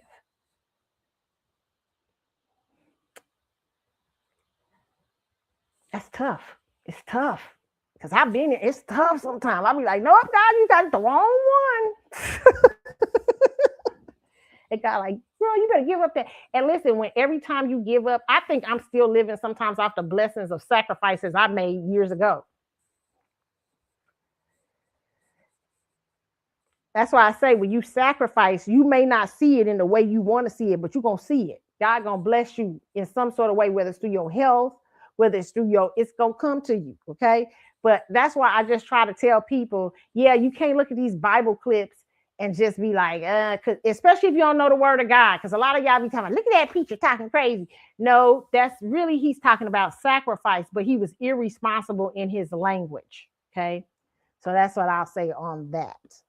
All right, so that hopefully y'all understand what I meant, because we don't want to encourage people not to give up something they ain't got, and they really need rent the next week. You know what I'm saying? God sometimes will bless you anyway, but if God, that's between you and God. Okay, if you have that personal thing that God tell you give up your rent, and I don't know, that's your business. I mean, if God tell you do it, He gonna make sure you got your money. That's it. You're gonna make sure you get everything gonna work it out. But I tell people, you really got to be here. You got to be really a person here from God. Some people just be getting that crazy stuff. They just be talking crazy talk. Okay. But sacrifice means of what you do have left. What do you have? And that you can give to God. Or people talk about first seeds, like before you pay anything, what you giving off of that first seed and stuff like that. That's a whole nother stuff. Some people believe in that, some people don't. Okay, it's a whole nother thing to get in. And trust me, I'll be here all day. Okay. Okay. But y'all had to ask y'all pastors and stuff if y'all want to go to church, if y'all believe in all that, what y'all do in that. Okay. I'm just telling y'all from what I know from church, from what I remember. Okay. Let's see. We got our last story coming up. Oh my God, so many stories.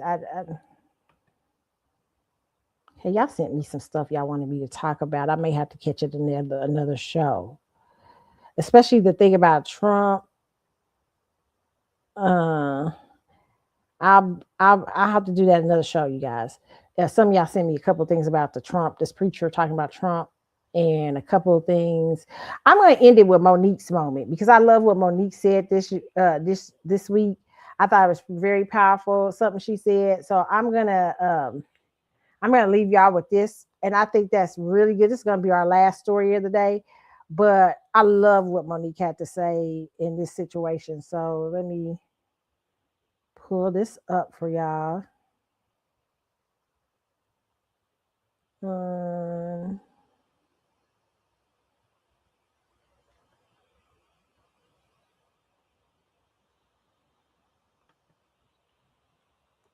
It was funny. I went to a Maxwell concert.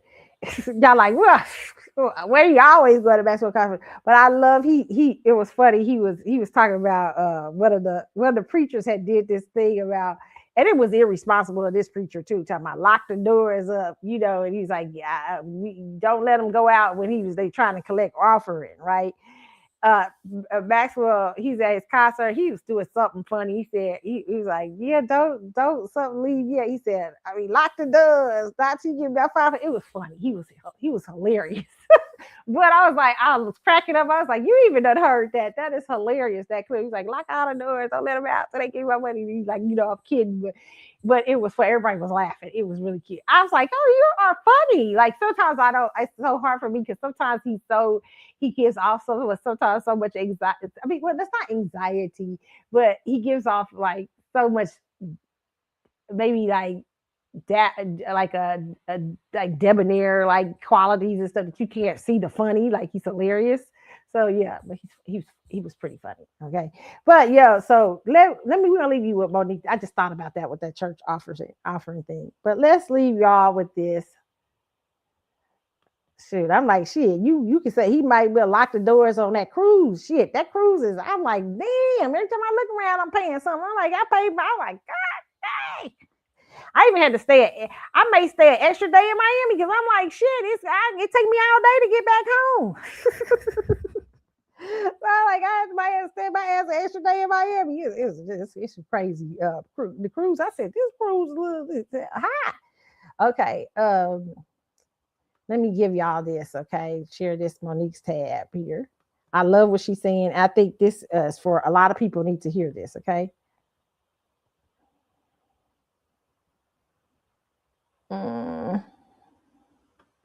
You look to your family to say, take care of me. I am talking directly to y'all, my babies. Don't be a burden on your family due to your neglect. Mm-hmm. Something can happen. Anything can happen. Well, you got to say, okay, the village got to get involved. Right. However, if you are just piling on and piling on and piling on and you're doing nothing to make you better, don't play your families unfairly, my baby. It's not fair. It's not fair. It's not fair. And I'm talking to me. I'm talking to you. That's why I continue to do this Monique's movement. That's why I continue to do weight training. That's why I continue to dance. Because what I don't want to do is put my family in a position where they now got to take turns. Right. With me because I self-neglected myself.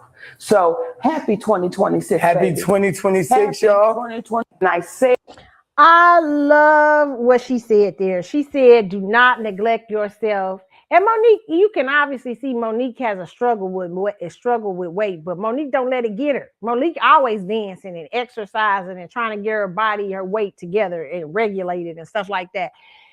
I love that. What she says, don't put your family in a situation because you refuse to take care of yourself.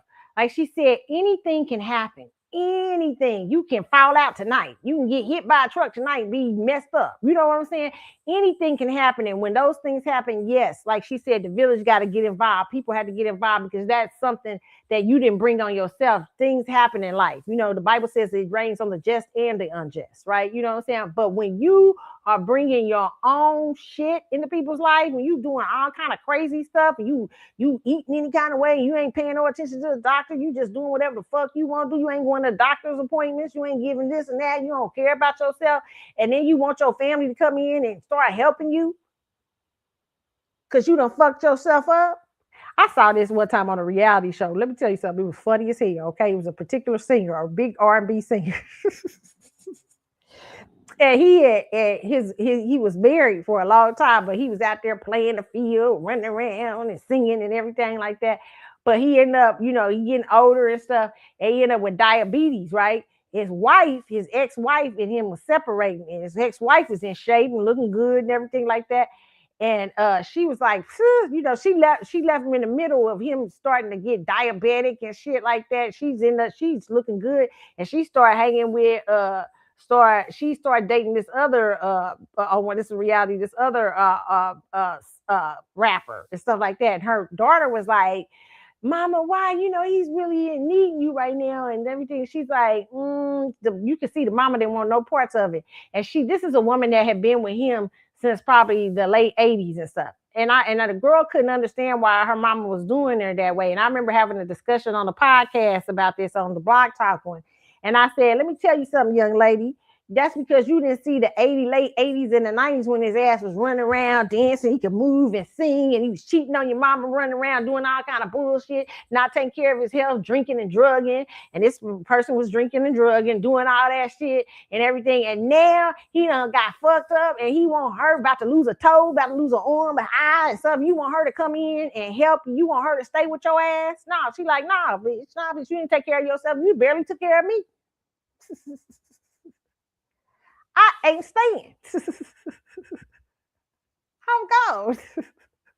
And she had been separated. The separation had been going for 2 years. Okay. But he had just got sick, and she had been warning him to take care of himself, and he didn't want to do it.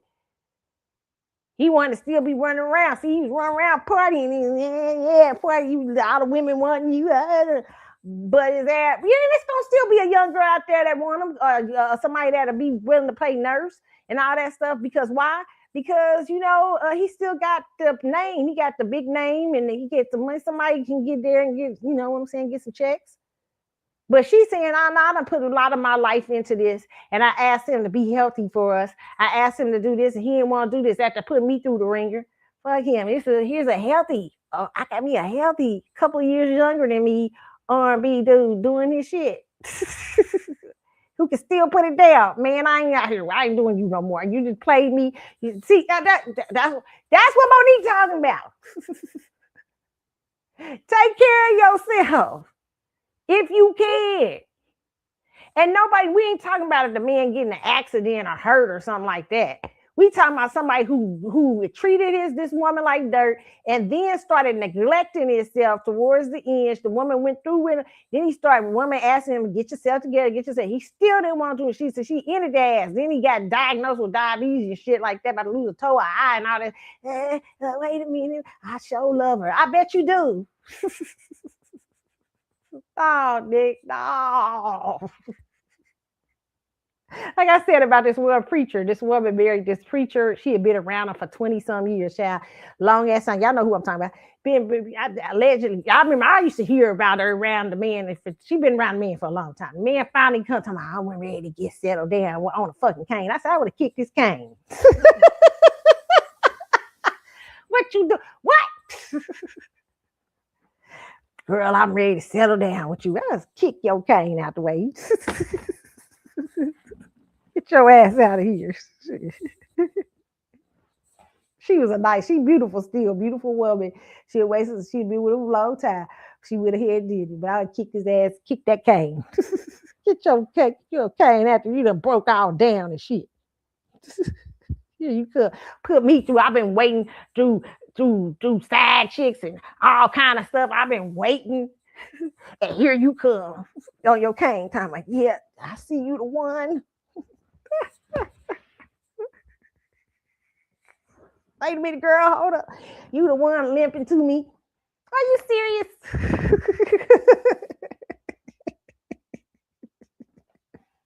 Some of y'all will take them though. Some of y'all be taking them on one leg. They be coming to you to stay through all the women and everything. And here they come on hopping on one leg. Hopping on one leg. You done stayed through STDs, generals, all kind of stuff. And here you come. Girl, wait a minute. I see you the one now. It took this to see you the one. I'll be like, man, you better get up out of here before I kick the other leg. There'll be misery up in here. That's because I'm a Scorpio. All Scorpios know we like all the Scorpios is like bitch yes, and some of the some of y'all other sides, but we be like because we the ones we'll be patient with motherfuckers. We'll be patient. We like yeah he trying to get together, and some Scorpios will. Now I'm not that patient, but there's a lot of Scorpios who'll be very patient, and then let me tell you something, when we wake up, baby, ain't no coming back. You better get us while we in love. Because when we not in love no more, when we wake up one morning and we realize like this motherfucker, wait a minute, hold on. He got me waiting. I had that happen to me when I was back in the day. I woke up one day and I just realized, I said, I don't feel it. It's gone. The dude couldn't do nothing. I'd be like, he just be walking. I'd be like, no, dude. It just happened all of a sudden. It's Scorpio thing. It happens with us. Scorpios we will have deep, unyielding love for you. Okay.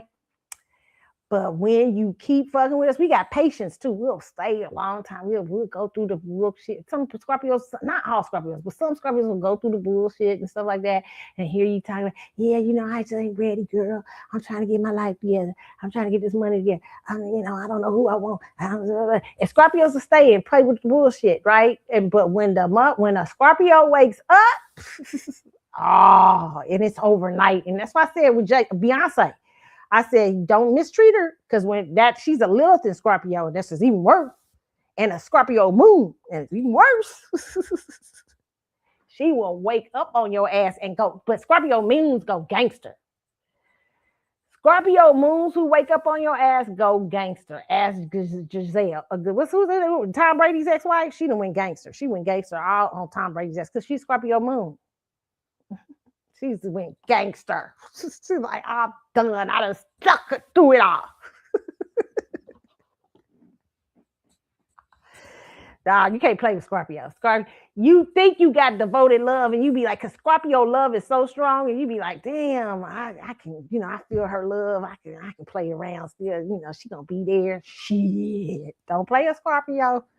Oh my God, you be no, and they'll do it at the worst times too. You'll be just found out you got one leg, you got to get a leg cut off. Scorpios be like, bitch, that's fucked up. They'll do it at the worst time. Because remember, Scorpio is karma.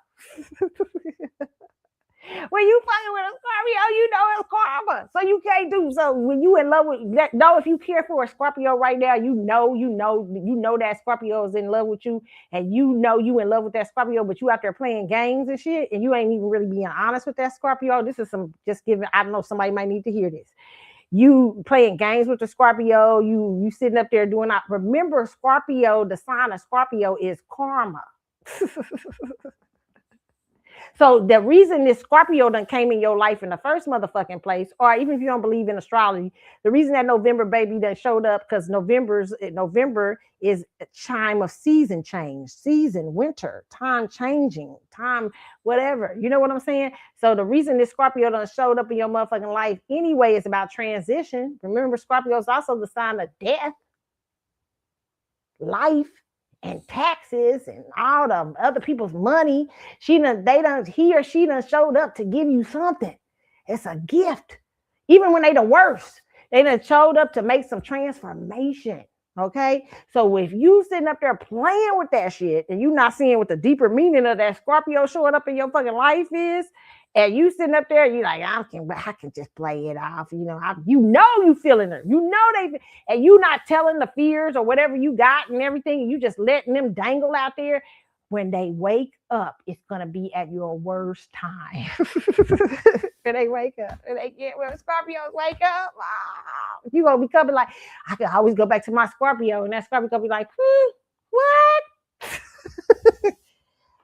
Yo, man, I really feel bad for you. You going through, and the Scorpio will be like, I'm here for you if you need me. You know what I'm saying? A nice way, but they ain't gonna be there. The love is gonna be gone. It's gonna get cold as wind, cold as fuck. That's why Tyrese is running around here. The money. I bet that Scorpio gave him several times. See, here's the bad things about Scorpios, though. I will say this is bad about us. We test you and we don't tell you we testing you. And there's a reason we don't do it. The reason we don't do it is because we think if you know, you're going to start acting right and pretending with us. And we can't see who you truly are. We want to see who the fuck you really are. So we don't let you know we doing tests. We don't let you know we think you a liar. We just let you go ahead and lie. And we'll stick with it for a little bit till we realize, like, this motherfucker's a liar. We know he's a liar. You know what I'm saying? Or we'll let you run around. That's our gift. We'll be knowing that you're not gonna do something right. We'll be knowing. That's what I always say. I always use what's her name? Melanie from what's that? Melanie from Alabama, Huntsville, Alabama. Melanie is what a true Scorpio is, okay? 11/11 Scorpio. Melanie came onto that show. Her and her husband looked like a power couple when they first showed up on there, okay? Melanie was building her girl on the show. She got the country voice like Whitley from what is it? Whitley from Different World. She's like, yeah. She's hey y'all, blah, blah, blah, blah. She was immediately Melody was a girl. Okay. Now, what people didn't know, the background of that story was her husband allegedly had a mistress for several years before they got on that show. Okay. Now, the rumor was that Melanie knew about the fucking mistress, okay? And that it even talked to the mistress a few times and everything, knew the fuck what was going on, allegedly, okay? So people say, why the fuck would she go on that show knowing her husband got a mistress? She know that shit gonna be outed on the show. No, what Melanie, if Melanie did that, and if she know, and if all this story was the story was true, and I tend to believe it was, but I can't say allegedly. If the story is true, Melanie went on there. It's just like Kris Jenner. Melanie went on that motherfucking show because that was a test. The test is, baby, you gonna act right while we on this. We on motherfucking television. I'm gonna make sure I look right. I'm coming on here already in the light. Right? Melanie came out there. She was camera ready. See, because Melanie had understood all the game. Because Scorpios usually understand all the game. We already looking at all the game before it even happened. Even if we looking like the weaker peg, we know all the game. So she's Melanie looking like, so you're going to act right when we get on this show. Either this marriage is going to work, or either you going to motherfucking be shown who you are. And you know what? Melanie went on that show, and what happened? Melanie was broke down. Oh, I'm pregnant. Eddie's cheating. Eddie's blah, blah, blah. And all the women was like, oh, how you going to do Melanie like that? And Melanie becomes the hero of the show. Melanie is taking Martell out little by little. Melanie's like, rah, rah, rah, because and that's Scorpio karma. Melanie is fucking up his world, okay? And then Melanie's like, okay, let's try to do it and stay together. Okay, she tried it one more time, but she knew what that motherfucker was gonna choose. I bet if you talked to Melanie on a deep level, she knew the choices that was gonna be made. And she knew he was gonna, but the shocker was when he got that other chick pregnant. I don't think it was a shock to Melanie. But it gave Melanie an excuse to get the fuck up out of there. And let me tell you, after that happened, Melanie got that divorce. Melanie had become made her business jump through the roof in terms of her sales and all that stuff. Melanie got the fuck off that show. Ain't been. The reality show is no longer needed. It has done its work. Scorpio shit. Okay, 101. Okay, that Kris Jenner. Kris Jenner, you think she didn't know Bruce probably about Bruce running around there in women's clothes? Nah, motherfucker, but I'm gonna emasculate you until the bitch show up. That's Scorpio. Don't fuck with Scorpios. I'm telling you, it's the truth. It's really the truth. I hate to tell. I be trying to tell people, don't do it. Don't. Scorpios is not the time to play with. Even the elements protect Scorpios. Okay. Even the crazy Scorpios in the dirt. Look at like Jocelyn, the crazy Scorpios. Look at what Jocelyn has managed to do after Stevie J dogged her like that on television. Jocelyn, that bitch used that to Phoenix. Got her own show, had one of the top shows. She used all that mess that he was doing, playing her and everything to Phoenix up the fuck out of there. Got a whole man, ended up making one of the top reality shows from her dysfunction on TV. Did all that Scorpio shit. She like, okay, you want to treat me like that? I got you. She used Stevie J as a stepping stone.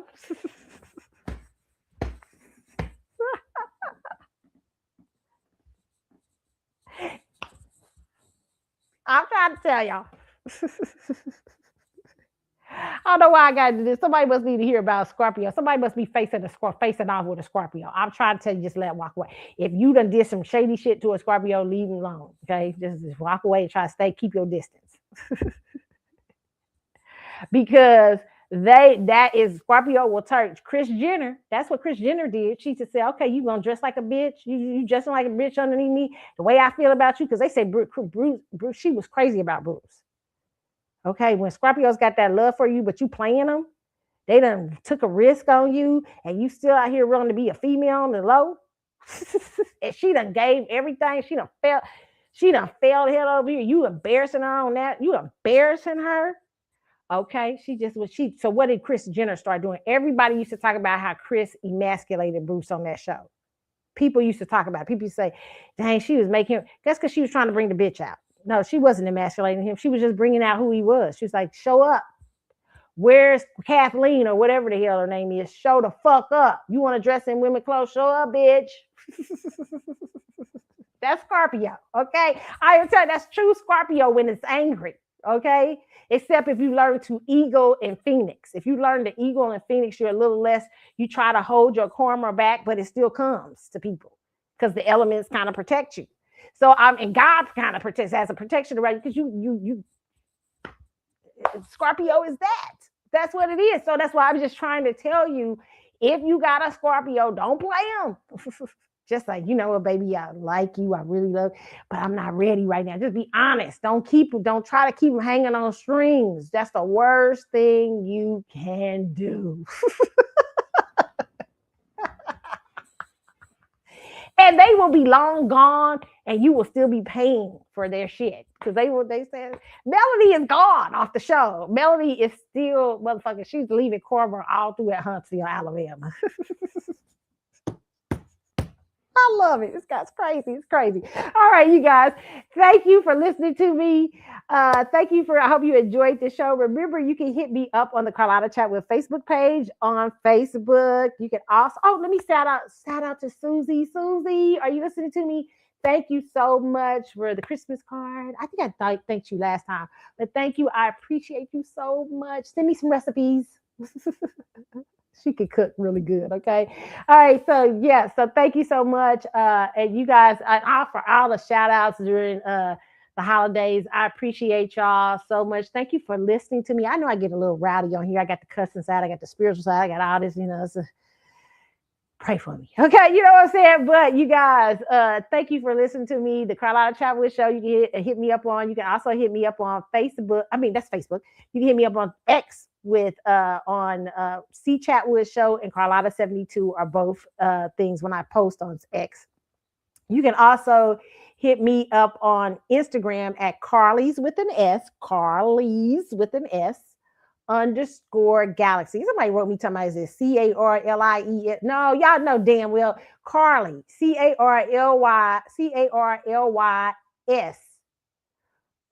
_ Galaxy.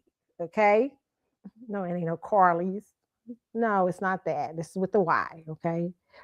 Because I'm possessing some. Okay, never mind. Anyway, Carly's _ Galaxy. And then there's a link on there for Threads, okay? And then also for TikTok, it's Keisha Carlotta, okay? On TikTok, I just like to post a bunch of pictures. I post a lot of pictures on Instagram. I'm a picture taker. I like selfies, okay? I think I'm cute, kind of. I'm not vain. I just think I be trying to think of, you know what? And a lot of times, sometimes I'm going somewhere and I'm trying to try on an outfit, or I'm trying to see how it looks on me, or if I wear my hair a certain way, or I'm on my way to the place and I'll take a selfie or something of myself to try to see how I look. And I'll do a bunch of them to see, dang, how can I love to achieve different looks. So that's what sometimes y'all seeing. Okay. Don't feel like she thinks she's fine. I do think I'm cute, but I'm not liking it. Not in a vain way. I think it's just that I am trying to establish a look, or trying to see different looks and how things look on me. Okay. So that's it. All right. You guys enjoy. Have a wonderful rest of your week. I'll try to do another show this week. I don't know. If we have some more hot topics, I will do so. I wasn't even supposed to do this show today. Okay. So I'm out. Y'all have a good one and enjoy the rest of your day. See ya. I didn't have the duck music waiting for y'all. Jeez, I ain't got the duck music. Okay, yes. Feeding the ducks, y'all. Bye.